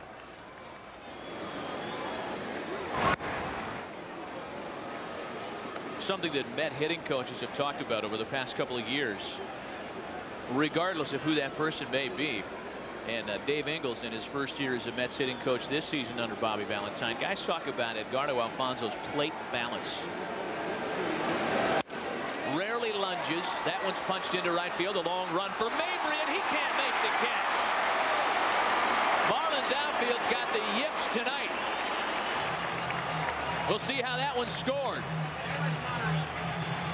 The catcher. We get our answer quickly over the stadium wire. They're giving an error to John Mabry.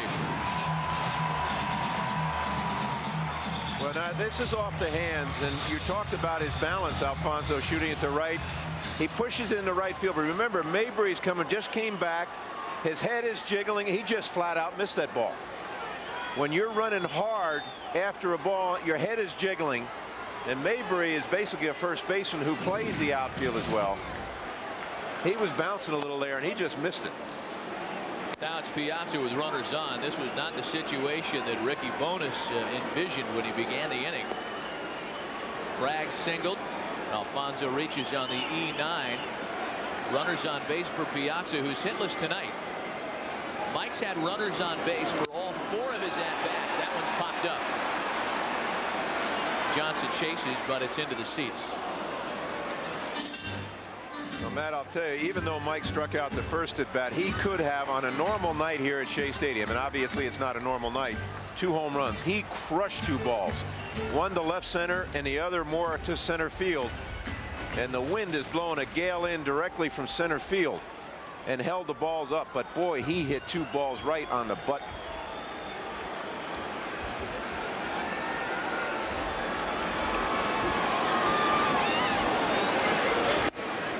Picks up the outside corner. Well, the numbers that Piazza is on a pace for this season, below his career batting average, yet the home run ball has every bit in check, on the pace for 35 once again this year.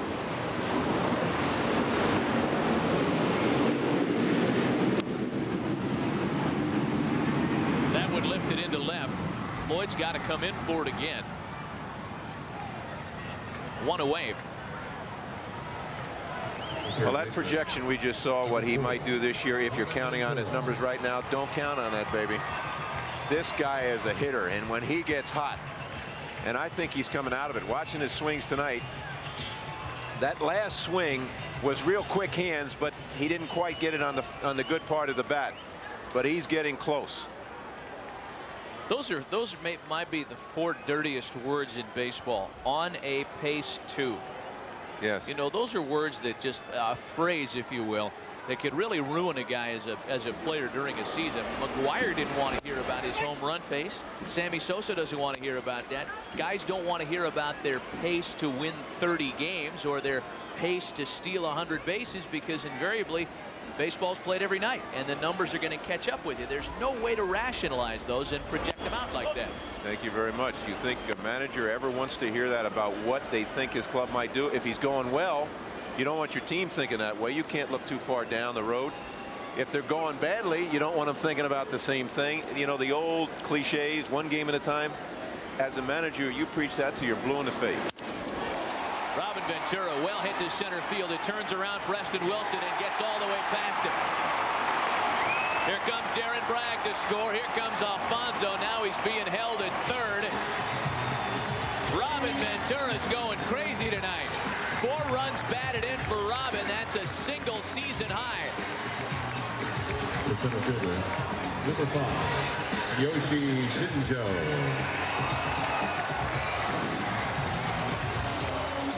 Well, this is a rocket. The last at bat, the double he hit with the bases loaded, he didn't get it up in the air. He hit a line drive. Well, this one is a line drive, and this is a ball directly over Preston Wilson's head, and he is really hauling for it. He can't catch up. When you have the wind blowing in the way it is tonight, you play that way. You can see on the pitch tracks where the pitches are. They're out over the plate, and Robin has gone right through that area straight away. Here's Shinjo now with runners on and a run in. But the point I'm making is Preston Wilson is playing shallow in center field because he knows the wind is blowing a gale in center field. You get under the ball, it won't go anywhere. Robin didn't get under it. He got behind it. Shinjo's jammed and he fouls it away. It is a game high for Robin Ventura this season. The 4 runs batted in, just to clean up my sloppy vernacular from earlier. Shinjo broke the bat and needs a new one here. Behind 0-2. Shinjo reminds me a little bit of a player that was a big star in Japan in the late 50s and through the 60s. Nagashima. He was an MVP for the Tokyo Giants for a number of years. He and Sada Haruo, who was the first baseman on those great Giant teams, had a great rivalry. Nagashima was built a lot along the lines of Shinjo, and he also lifted his legs and held his hand, lifted his front leg and held his hands like this. Fastball misses off the corner by Bonus. 1-2. It'll be interesting to see. Shinjo has not missed many fastballs. Interesting to see how he handles breaking stuff. I think he's going to get a steady diet of them. You know what he just did? They're going to watch his eyes. He's looking down for location. 2-2. And what we mean by that, he looks like he's looking at his bat, but he's looking to see in peripheral vision where the catcher is setting up location. Now pitchers can definitely change this, and especially catchers will see how he looks down. He might be looking at the plate, but he also might be looking for location. Popped him up. It's short right. John Mabry on the run. Castillo's out from second, and Castillo can't make the catch. What in the name of Keith Moreland is going on out there tonight?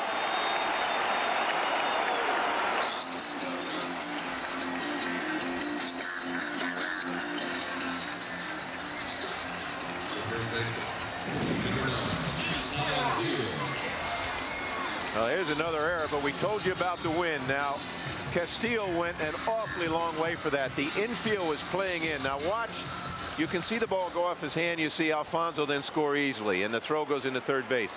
We told you earlier about when you play the infield in, how the bloop over your head can be a problem. Well, that ball was just barely on the grass, but Castillo, the second baseman, had started up on the infield grass.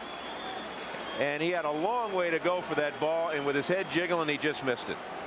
And bear in mind now that the Marlins are one of the best defensive units in the big leagues. At the start of play tonight, they were one of a handful of teams atop the league in fielding percentage. The Phillies, Marlins, Brewers, and Rockies all catching the ball at a .987 clip. But tonight, 3 boots.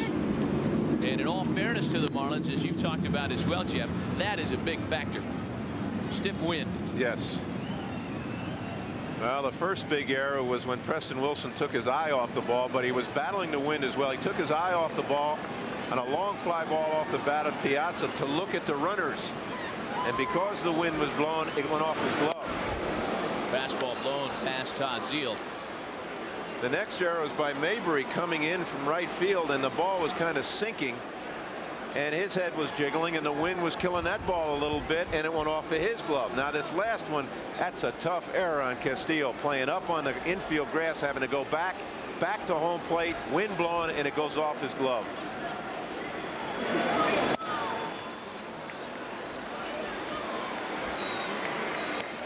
Castillo's not the kind of guy that's going to just blow off kicking a baseball either. He is a fan favorite and a coach's favorite in Florida. John Bowles calls him maybe his most coachable player. In fact, to the degree that he once fined himself last season. Zeile keeps the hit parade alive, and the Mets have scored a season high 10 runs tonight. Number 50, Benny Agbayani. Well, we talked about Zeile's stance, how he reacted. Now he is definitely going to right field with this, right from the beginning. He knew the situation, runners at first and third. He's going to go to right field, even if he hits the ball hard on the ground, because it's tough to turn a double play that way. That's a good piece of hitting. And when you get 10 runs on the board, the coach and the hitter runner can laugh about it. Well, they hit around in the 5th. In fact, they sent 10 batters to the plate in the 5th inning. Here we are in the bottom of the 6th, and Benny Agbayani stepping up with only 1 gone. 2 runners aboard, and Agbayani is the 7th Met to come to the plate in the 6th inning.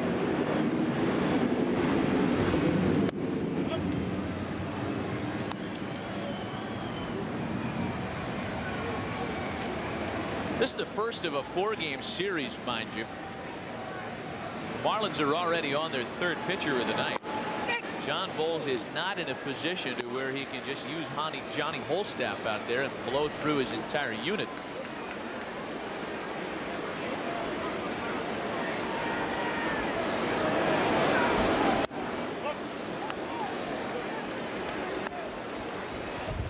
Did you know, Mr. Torborg, that Benny Agbayani has his own coffee line out now? Benny's Kona. Watch for it at a market near you. An all-state Hawaiian high school football and soccer player. And he has a charity called the Kiss a Pig campaign.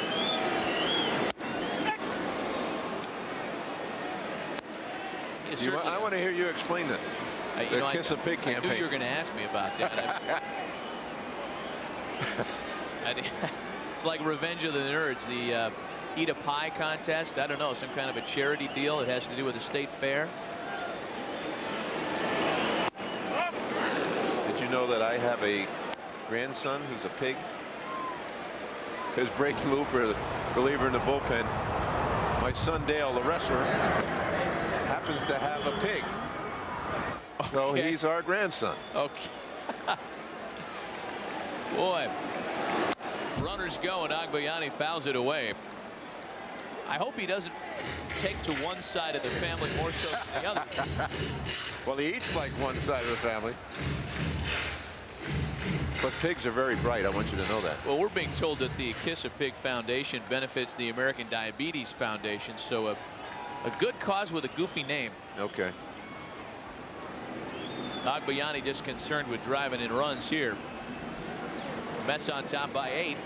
It's a full count to Agbayani with 1 away. Mets batting in their half of the 6th. The runners go, and there's ball 4 to Agbayani. It seems like it's been the story all night. Bases loaded for the Mets. This will be the 2nd straight inning in which Ray Ordonez will have a bases loaded plate appearance. You know, this is like a game for the Mets. You know, when you have these rehab games where you want a guy to get a lot of at bats, so you let him lead off each inning in the minor leagues or in exhibition games. That's the 3rd consecutive inning that Agbayani has hit. It's a good way to get your at bats in. It's a very difficult time. I shouldn't laugh up here because it's tough on the Marlins, as you're talking. Rich Dubé, the pitching coach, just going out, and you got to have somebody eat up some innings for your club, or you're going to have a problem. The Mets last week had Desi Relaford go in to pitch when you have to have a regular player go in and pitch, but he had a great inning. Struck out a batter, was a pitcher, of course, but he struck out a batter. As a manager, you don't like that, to have to go to regular players to pitch, but you really want to save your staff if you can. You know, Charlie Huff's actually been working with Desi Relaford just in case they need him again. There's a little chopper. Bonus gets it over to Millar. That's the 2nd out of the inning. At this point, the Marlins exchange the run for the out. 11-2 Mets. Number 17.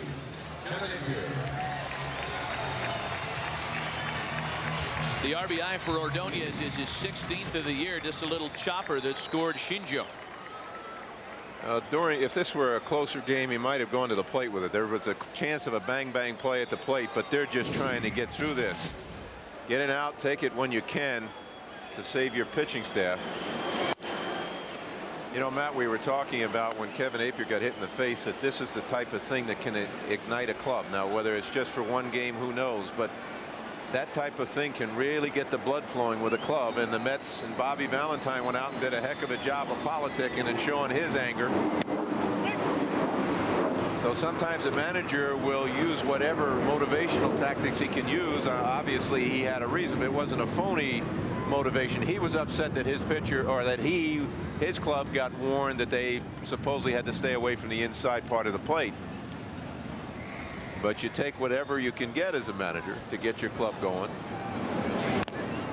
And there's no need for Bobby V's disguise kit tonight. His Mets have had a great pitching performance by Kevin Apier. Banging the ball all over the place. 11 runs on 10 hits.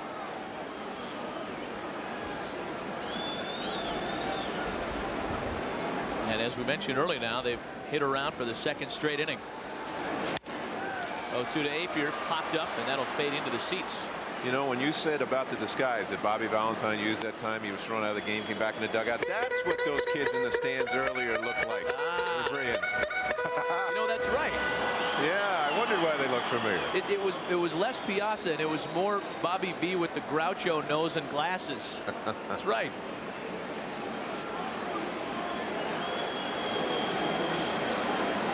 Nothing in 2, the count to Apier. Runners at 2nd and 3rd. The Mets have plated 4 more in the This one Castillo grabs. Side is retired. 4 more for the Mets in their half of the 6th. Ricky Bonas in a New York state of mind. Mets by 9. Mets in double digits in the runs column for the first time this year as they lead Florida by 9 in the bottom of the 6th. A reminder, this copyrighted telecast is presented by authority of the Office of the Commissioner of Baseball and may not be reproduced or retransmitted in any form. The accounts and descriptions of this game may not be disseminated without express written consent.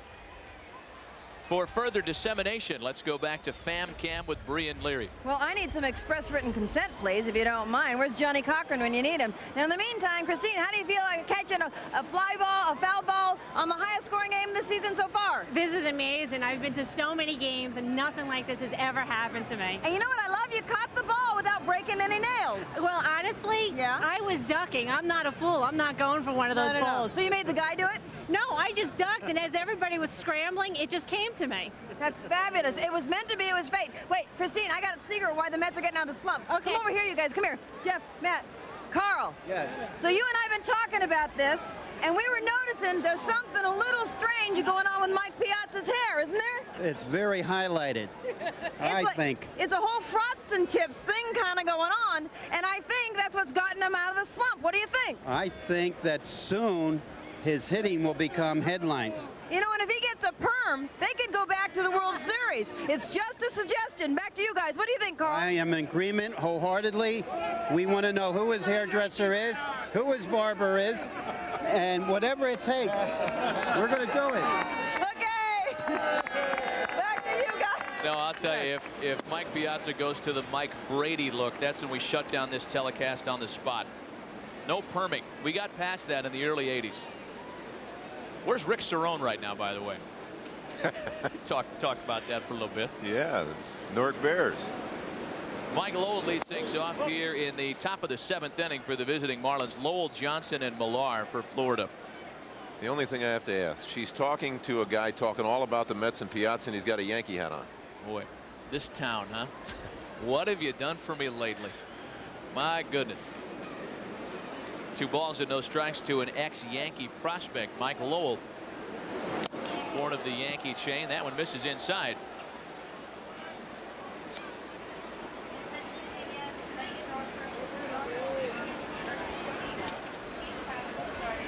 Lowell had a breakthrough season last year with the Marlins. 22 home runs, 91 driven in. Being counted on for similar numbers, if not better, this season.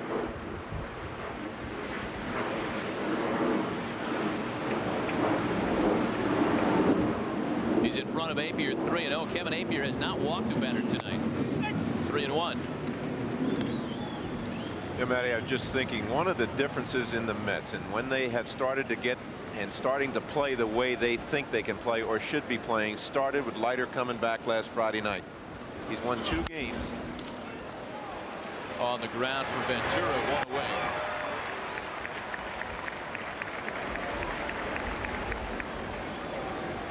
The catcher, number 23, Charles Johnson. Next week is the return of Fox Saturday Baseball as Juan Gonzalez looks to continue his torrid start for the Indians and take on Derek Jeter and the defending world champion Yankees, or 2 National League powers collide when Gary Sheffield and the Dodgers battle Jeff Bagwell and the Astros, or other regional action. Watch the entire baseball season unfold across the Fox networks. 1 out in the inning. That'll bring up the catcher Charles Johnson. Just thinking about, we've been talking about this Mets team all night and what they need to get going again. And I think one of the keys is to get the race back, and getting Al Leiter back affects the rest of the pitching staff as well, not just the team record. It affects how the pitching staff goes. Now, Steve Traxel was sent out after he had a lousy game last week. He pitched tonight in the minor leagues, and in 6 innings he gave up 3 more runs and 8 hits, so he has not been real effective. But bringing Leiter back has juiced this club up. In so many ways, as Charles Johnson takes a look at a called strike 3, that's 9 punch outs, a season high for Rapier. He's retired 12 in a row. Before Al Leiter returned, Mets starters were averaging just 5 2/3 innings a start. And there's a cumulative effect that takes its toll on the bullpen and on the rest of the rotation when starters can't consistently get into the 7th and 8th innings of games. Kevin Millar now with 2 out. You know, there's so many little factors involved when you're behind in the game all the time because your starting pitching is not doing well. Your whole offense comes out of their focus and out of what they can do. When your starting pitching starts to come and your club feels like you're going to be in every game, all of a sudden the hitters start to do different things. Ex-Astro, ex-Padre Donnie Wall, the right-hander, is up in the New York bullpen behind Kevin Appier. But the point you made is so well taken. You stay out of your bullpen, not to mention your offense. You stay out of your bullpen sooner in ball games, so it doesn't become a collective tiring effect. But since Al Leiter came back and won, he's won 2 games. The Mets beat the Dodgers 2 out of 3. They beat the Expos 2 out of 3, and of course they're winning tonight big.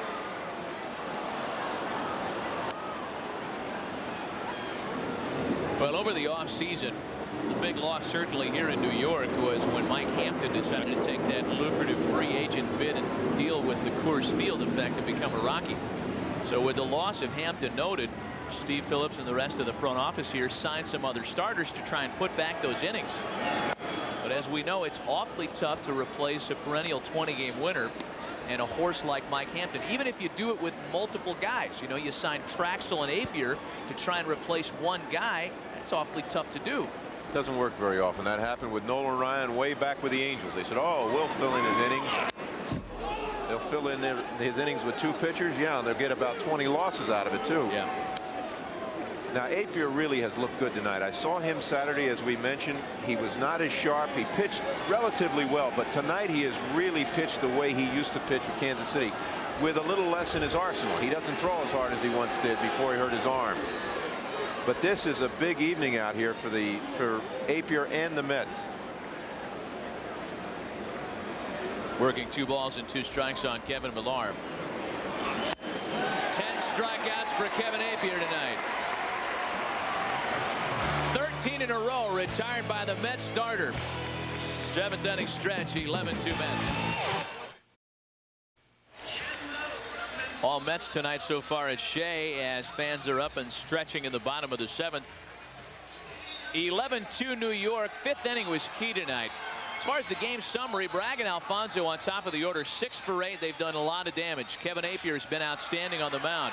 100 pitches. He retired 13 in a row, make it 12 in a row. He's thrown 100 pitches tonight and gotten 18 of his last 19. As far as the Marlins, 3 errors, 3 drop fly balls. As we mentioned, the 5th inning was key. In the top half, Appier was strong.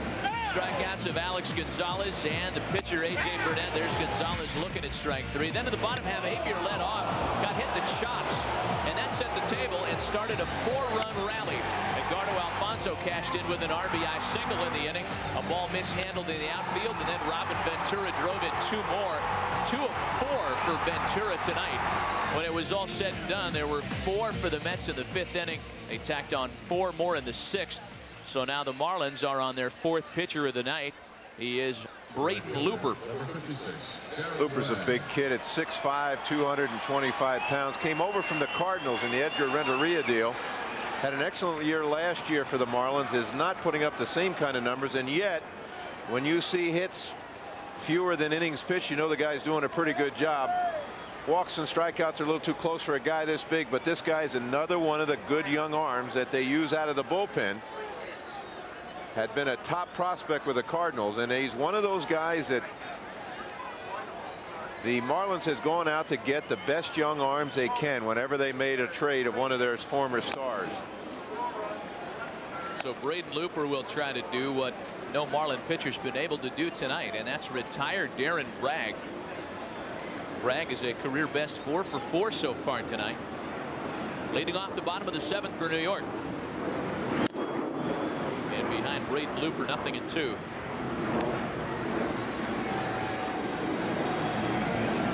Well, his first at bat we're talking about, Bragg hit a ball that was up and out over the plate, and he shot it to left field. And the next 3 at bats, he had line drives. You can see the first at bat was up and out over, and he did a nice piece of hitting and hit it down the left field line. The rest were from the middle in that he pulled. Ball and 2 strikes now to Darren Bragg.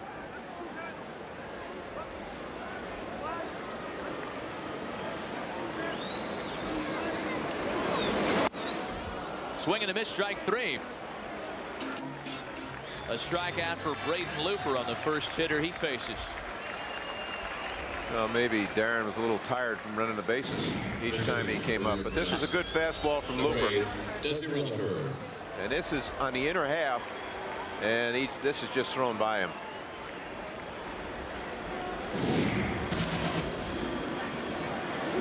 A pinch hitter being sent up for Alfonso now. Switch hitter Desi Relaford will bat from the left side of the plate and most likely stay out there defensively for Alfonso. A guy who you mentioned earlier, Jeff, was used on the mound in mop-up duty this year and actually got it up to about 91 miles an hour. He did, and he struck a pitcher out with a changeup. The bottom fell out of it. He has been doing a terrific job with the bat from the left side of the plate. And as I mentioned earlier, Alfonso came out of the game here Saturday late in the game because of patella tendonitis in one leg. So you maybe are seeing a situation where Bobby Valentine is trying to rest his star second baseman. A ball and a strike to Relaford. Came up with the Seattle chain. Has seen most of his big league time with the Phillies.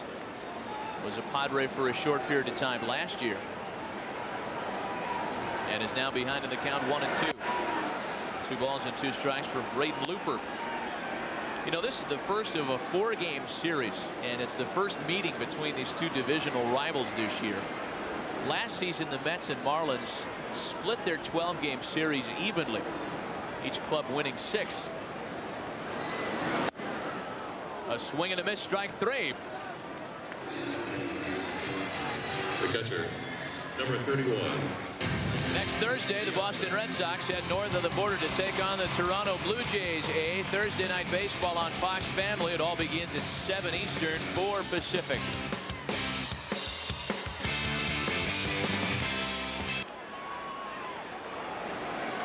A couple of strikeouts for Braden Looper out of the bullpen.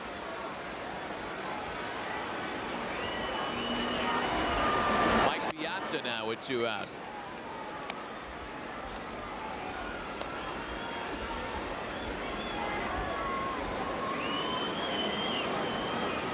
Piazza reached on an error charged to Preston Wilson in the 5th. That was one of the 3 fly balls dropped by the Marlins tonight.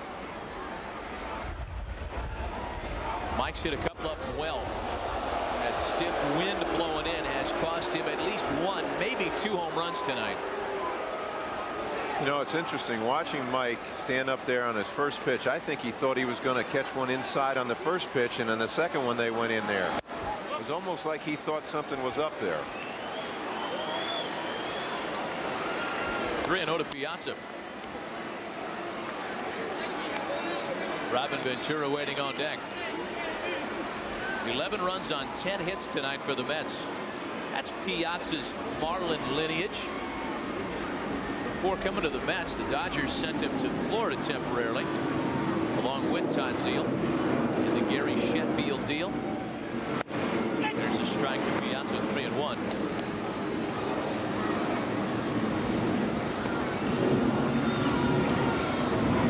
Didn't stick around in South Florida very long. Now a full count, 3-2. And Charles Johnson, who was in that deal that you just mentioned behind the plate right now, didn't stay with the Dodgers very long either, and of course certainly a lot longer than Mike stayed with the Marlins. There's a payoff pitch home to Piazza, fouled away. It's unclear where Charles Johnson will end up beyond this year as well. It's one of the more compelling stories when you talk about the Marlins, and something fans might be a little worried about. Although he signed a 5-year contract extension, there's a clause in there that allows Johnson to leave the Marlins after this season if they have not secured the financing for a new stadium. Another one hit well by Piazza that dies in left, and that'll retire the side. More on Charles Johnson's contractual status and other notes as we continue. Mets and Suddenly a Gene Kelly, Fred Astaire musical has broken out somewhere in the stands. Let's investigate with FamCam and go to Brian Leary. Thank you so much, you guys. Hey, the fleet has arrived, but unfortunately we're up on the, I need the oxygen seats, but we're still having a good time with the FamCam. Hey, where are you guys from?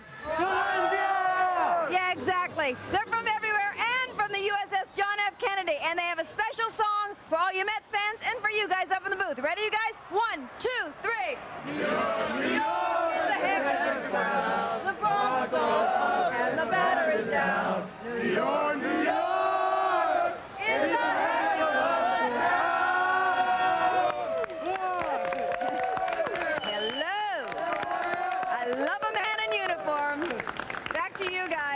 Just for you. My goodness, I hope those guys can carry our nation better than they can carry a tune.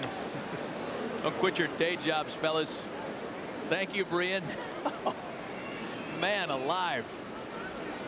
1-0 to Alex Gonzalez, leading things off against a new pitcher on the mound for the Mets. And that one's gone. Well, how about that? We're talking about the stiff wind blowing in all night. And the little shortstop hitting $2.37 with all the one home run this year. Punches one over the wall, Oppo style. Well, it's kind of interesting. The flag started blowing a little bit instead of straight in over toward the right field foul line, but that was a line drive. That's the only way you're going to get a ball out of here tonight, is hit it underneath the wind. But the wind did shift a little bit.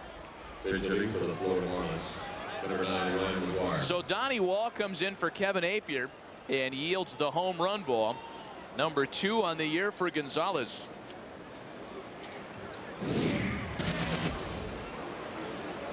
Well, here's the pitch, up and away, and Gonzalez gets right behind the ball and surprises himself. I think he was watching, he couldn't believe that it went out. There's a pinch hitter now in the pitcher's spot. Ryan McGuire, the left-handed batter, will swing it off the bench. Home run by Alex Gonzalez, and it's 11-3 Mets. Hey, you know, I'm reminded as Brian Leary brings us that musical number out there in left field. Marlin manager John Bowles actually has some experience in the music industry.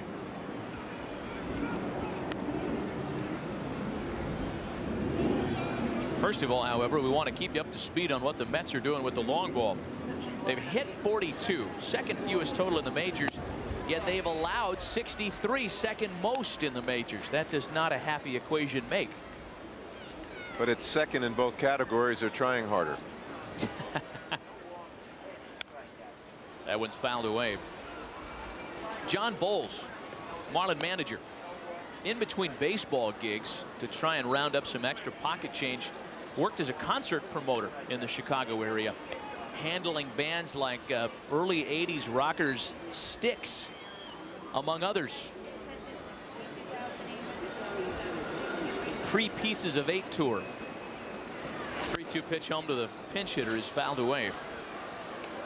Those are one of those jobs, that's kind of gig that you have to take when you're in the minors or you're working at the collegiate level in the off season. Not too many major league ball players need to you know, drive UPS trucks or flip burgers anymore in the off season. A swing and a miss, strike 3. Well, that's a good point. That's the way the players used to have to do it. But also, sometimes as a manager, you make sure you have another option right. as a vocation. Are you speaking from experience? Is that, do I sense that? 2 out of 3 times, yes. One gone for Donnie Wall. Now it's the top of the order, Luis Castillo. Castillo's hitless tonight. Last year's Major League stolen base leader has been kept off base all night tonight. And that's a good way to start when you talk about ways to beat the Marlins. Taking a look at Desi Relaford there. He did, in fact, stay in at second base for Edgardo Alfonso. And Super Joe McEwing completes your 8th inning defensive re-scheme. You know, watching Castillo hit, watching him last year, he used to bail out. His front leg would go right out down the first base line, but his hands were still back and out over the plate, and he shot the ball all over. This year, watching him, he's trying to stay in with everything, and he's getting jammed. He's not hitting anywhere near. He's 100 points lower than he was last year at this time. So you can almost see him trying to hold his right side in, and it's almost tying him up. It's strange. Some guys will look funky by leaving home. Their front leg is gone, but their hands stay back. The great Roberto Clemente used to spin open, but his hands are still back. It's strange how things work. Sometimes you can look a lot better doing something, but it doesn't work. You might look a little strange, but it works. Now, he doesn't look like the same hitter to me that he looked last year from the left side. The career best 334 last year. And yeah, exactly 100 points lower at the start of play tonight. The numbers on Donnie Wall appearing in his 17th game. Had problems loosening up in the bullpen earlier this week, and that was cause for concern for the Mets. Pop-up handled by Agbayani in left. 2 away. Perhaps as a reaction to Wall having trouble loosening up, the Mets went out and acquired a right-handed reliever from the Indians. They traded for Justin Spire, the son of ex-big league shortstop Chris, who's currently the third base coach down with the Arizona Diamondbacks. And then Donnie Wall was okay. They discovered they did not have to put him on the disabled list. Donnie said he felt fine, and Spire was sent down to AAA. Well, that was one of those deals they made just as a precautionary measure should Wall become unavailable. Boy, that's one thing in this day and age. Most clubs always feel they do not have enough pitching. You've got to have it backed up at AAA in case a rash of injuries hit. They had a right-hander in the minor leagues that they were counting on, Nerio Rodriguez, who has been around the major leagues both with Baltimore and with the Toronto Blue Jays, but he got hurt in spring training, had a leg injury, and they finally, I think they released him finally. John Mabry grounds the first. Good play by Tonzile. He does it himself. No further damage after the home run to lead off the inning. We go to the bottom of the 8th as Shea, 11-3 Mets. Thursday Night Baseball on Fox Family has been brought to you by Lotrimin AF, #1 recommendation of doctors, and by Nissan, driven. Always fireworks in New York over Manhattan. There's always some kind of a parade or some kind of a celebration going on. Maybe they're celebrating 11 runs for the Mets tonight. Another pitching change for the Marlins. They're on their 5th of the night. Left-hander Armando Almanza takes over in the bottom of the 8th. Boy, major league clubs sign these guys for the size and by the pound. Here's another big one, 6'3", 220 pounds. Had an excellent year last year for the Marlins, 4-2 in 67 appearances. He's off to an even better start this year. Numbers are excellent. Came over from the Cardinal organization with Looper in that Edgar Renteria deal. We're getting a look at the entire pitching staff, I think, yeah, especially the bullpen. A complete profiling tonight. 5 pitchers for Florida. So far, just 2 for the Mets. It all started with the 7 strong innings by Kevin Appier. 2 runs on 4 hits. He struck out 10, a season high, did not walk a batter, and retired the last 13 he faced.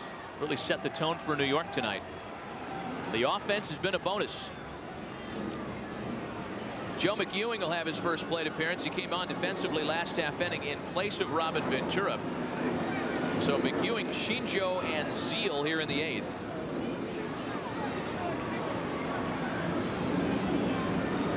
Super Joe McEwing, named as such because of his versatility.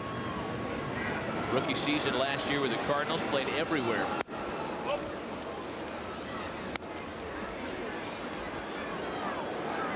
Ball and no strikes from Almanza. Good guy to have on your ball club. First of all, he plays with such enthusiasm, stays ready, and when you're putting a bench together in the National League, you better have somebody that's versatile enough who can play in the middle of your infield and also play some outfield if you need it. And you're right, Matt, he can play anywhere. In fact, in one game I saw him play third base, second base, and center field in the same game. You don't normally find that. In fact, I think he even played a little short in that game. got to be known as Little Mac over with the Big Mac. That's right. Everything but pitch and catch, and in a pinch, he could probably do that for you too. You know, if you asked him, he would say, sure, whatever you need. Boy, this is a good guy on the club.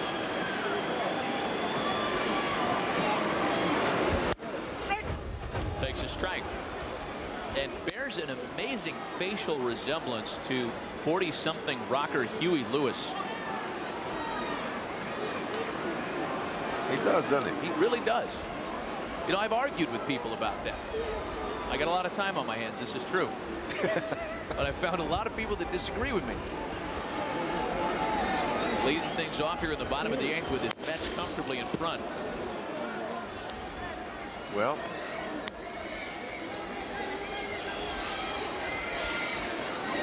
Bobby Valentine hoping that his Mets can really turn the corner with this performance tonight. Take a look at what they've done. Tonight batting a .303, scoring 11 runs. A far cry from what they've done on average at home this year in 21 games. Shea Lauvie. Unbelievable. Creative juices are just whirling in the truck tonight. 1-2 pitch home is fouled away. Well, I wanted to give you a little connection now between Huey Lewis and Joe McEwing. They both went to school in New Jersey. Huey Lewis went to Lawrenceville School. Joe McEwing went to Morris Community College. You're unbelievable. How about that? That's, you know what, that is impressive. There's nobody that knows the game of baseball better than Jeff Torborg, and you've just taken like 6 steps up in the book with the rocker reference right there. That's a pitch in the dirt, and it's 2-2. I have a lot of time on my hands too. You know, we were talking earlier about Charles Johnson and that contractual decision that he has to make based on whether or not the Marlins can secure the funding for a new stadium. At the end of the season, he can walk away from the remaining 4 years of that deal and take his services elsewhere. They're highly coveted. Ground ball chance for third baseman Mike Lowell, and one away. I would imagine, though, Charles Johnson being a Florida native, a University of Miami guy, I would guess his heart wants to stay with the Marlins. Oh, I would think so. Last year he had an opportunity after finishing up the season so strongly. The first half at Baltimore, the second half with the White Sox. He had a choice of where he wanted to go, several different places, and he selected the Marlins to go back to them. Of course, that's where he began his career. I would suggest that he probably would try to see what the ball club will do, where it will go. They've got a terrific owner. John Henry is really well liked in this game, well respected. Here's Shinjo now. Well, Charles Johnson was traded in the '98 season, and that was the season that the Marlins were the defending World Series champs. Finished 52 games back that year. The worst record by a defending Major League champ ever. And things were rough for the remaining couple of years until the Marlins have certainly started the rebuilding process. Finished just a couple of games under 500 last year, and they're continuing to climb this season.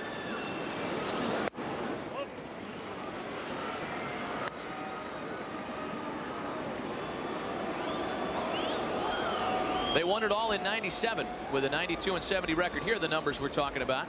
Things really went south for a couple of years in '98 and '99. They reacquired Charles Johnson, their backstop, in '97, and they're starting to build back up again here this year. Big swing and a miss from Shinjo. Matt, we were talking in our open about this ball club being one that can be contending. This game is no indicator of the way this club can play. Obviously, they've got young, talented pitchers. There are going to be some days that they do not throw the way they should throw, or there's inexperience takes its toll, or the elements hurt their defense. Shinjo with a ball well hit to right. That's going to chase John Mabry at the track. He makes the grab. But this ball club is a very solid team. It is coming. You look around, they've got good shortstop, second baseman combination. They got Lowell at third base to give you the pop on the corner. Cliff Floyd in left field is a tremendous athlete. Center field is well covered, obviously, by Preston Wilson. great catcher behind the plate. Now the young pitchers are coming. Who knows? We said it earlier. If a club this young makes it to August still within range of contention, watch out. They'll start to believe in themselves if they don't already. Had last year's Oakland A's a good example of that. Here's Todd Zeile now with 2 gone. As it was said about the Oakland club last year, too young to know that they shouldn't be here. And as you mentioned, they start believing in themselves, and look out incumbents. The incumbents have scuffled out of the gate this year, as we talked about in the open. The Braves and Mets are looking up at teams like the Phillies and Marlins all of a sudden. Well, Larry Bowa has made the Phillies believe that they can win. And look what the manager in Milwaukee's doing. I mean, when you think of Davey Lopes' career, he was nothing but a winner everywhere he went. And he's a winner in Milwaukee. He's made those guys believe. Those are 2 hard-nosed former players in Bowa and Davey. 2-1 to Todd Zeile.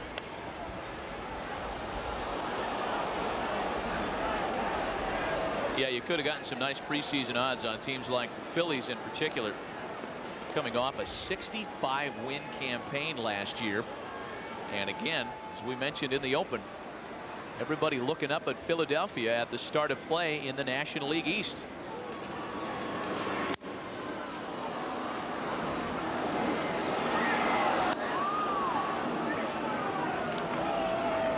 Well, they've gotten miracles in the past. The pace they're on this year would set them with 67 wins at the end of the season.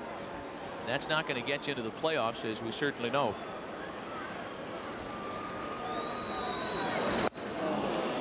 Zeile way out in front, a swing and a miss. A 1-2-3 bottom of the 8th, authored by the left-hander Armando Almanza. Last licks for the Fish, down by 8. Top of the 9th inning, and the Marlins are in need of a miracle here tonight, down by 8. We go to the top of the 9th as Cliff Floyd leads it off. They do have the heart of the order. Floyd, Wilson, and Lowell. Has been all New York tonight. Marlins were the first to score. They got 2 in the top of the 2nd. The Mets countered and went ahead in the 3rd with a 3-run frame and have not looked back since.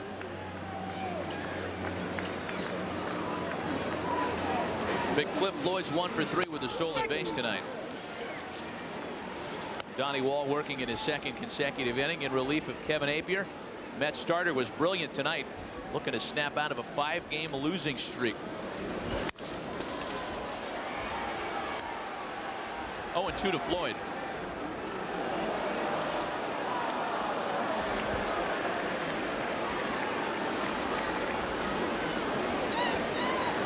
We were talking about the Marlins' improved offensive attack last half inning. Keeping this guy healthy is the key. Floyd's been on the DL 6 times in 7 years. If they could have him for a full season, he might be able to better his season best home run total. He hit 22 last year. That's his tops in 7 years.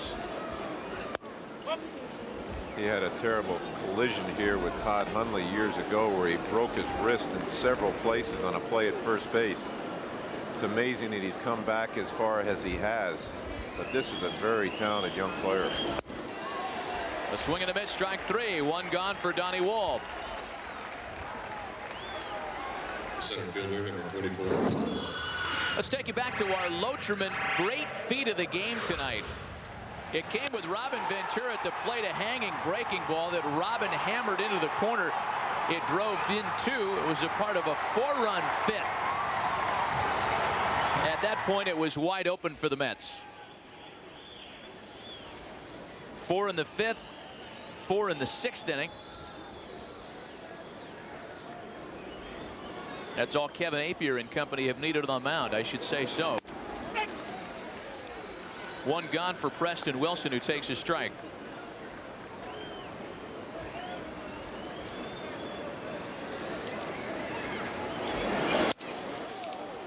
Wilson lines into the corner.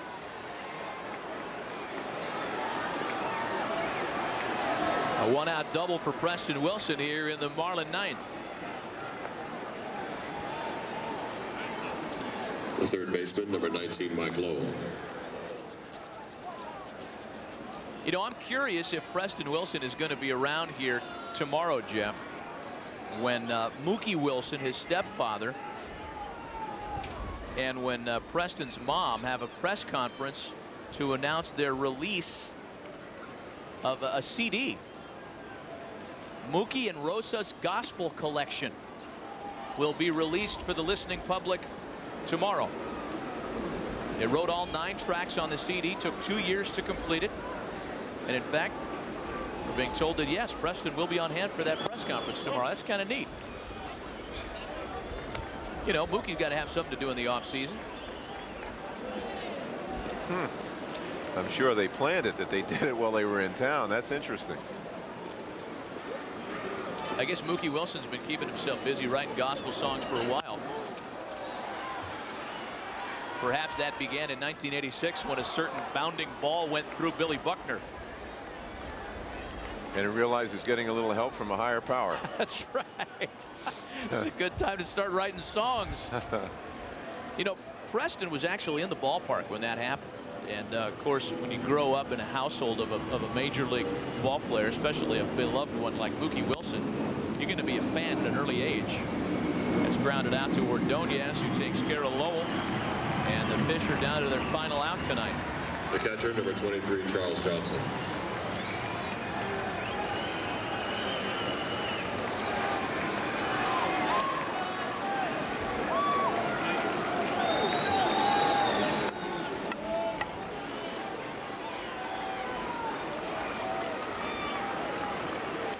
Here's Charles Johnson now with 2 down.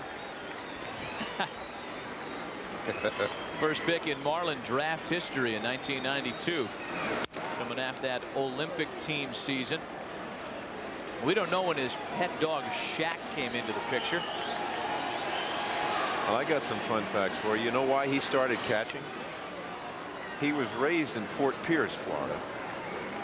His father was a friend of John Roseboro's, a former great Dodger catcher, and Charles became a catcher. His father worked hard with him, developing his skills as a receiver, and I'm not so sure that Charles really ever knew Johnny Roseboro, and Johnny Roseboro was my mentor with the Dodgers, and for a number of years a tremendous receiver. But it's kind of a small world, you know, when you think about the Dodgers training in Vero Beach was right next door to Fort Pierce. Well, that was likely an influence before Charles was even aware. Yes, I'm sure. 1-1 pitch to Johnson, misses outside. That's why I thought he was really going to like the Dodgers situation, but he never seemed to be comfortable there with the Dodgers at the time he was there. We go to the opposite coast, especially considering he's a native Floridian, University of Miami star. Well, I think also the fact that he was replacing quite possibly the best offensive catcher that ever played this game in Piazza, who was a fan favorite there. Yeah. That made it tough. Yeah, that's a tough seat. Fans on their feet looking for the final strike of the night behind Donnie Wall, and there it is, a big swing and a miss. And this one's put to bed. The Mets really respond in opening a homestand, the first of 4 this series with their interdivision rivals, and the first of their meetings this season. It was all Mets tonight. New York wins it 11-3.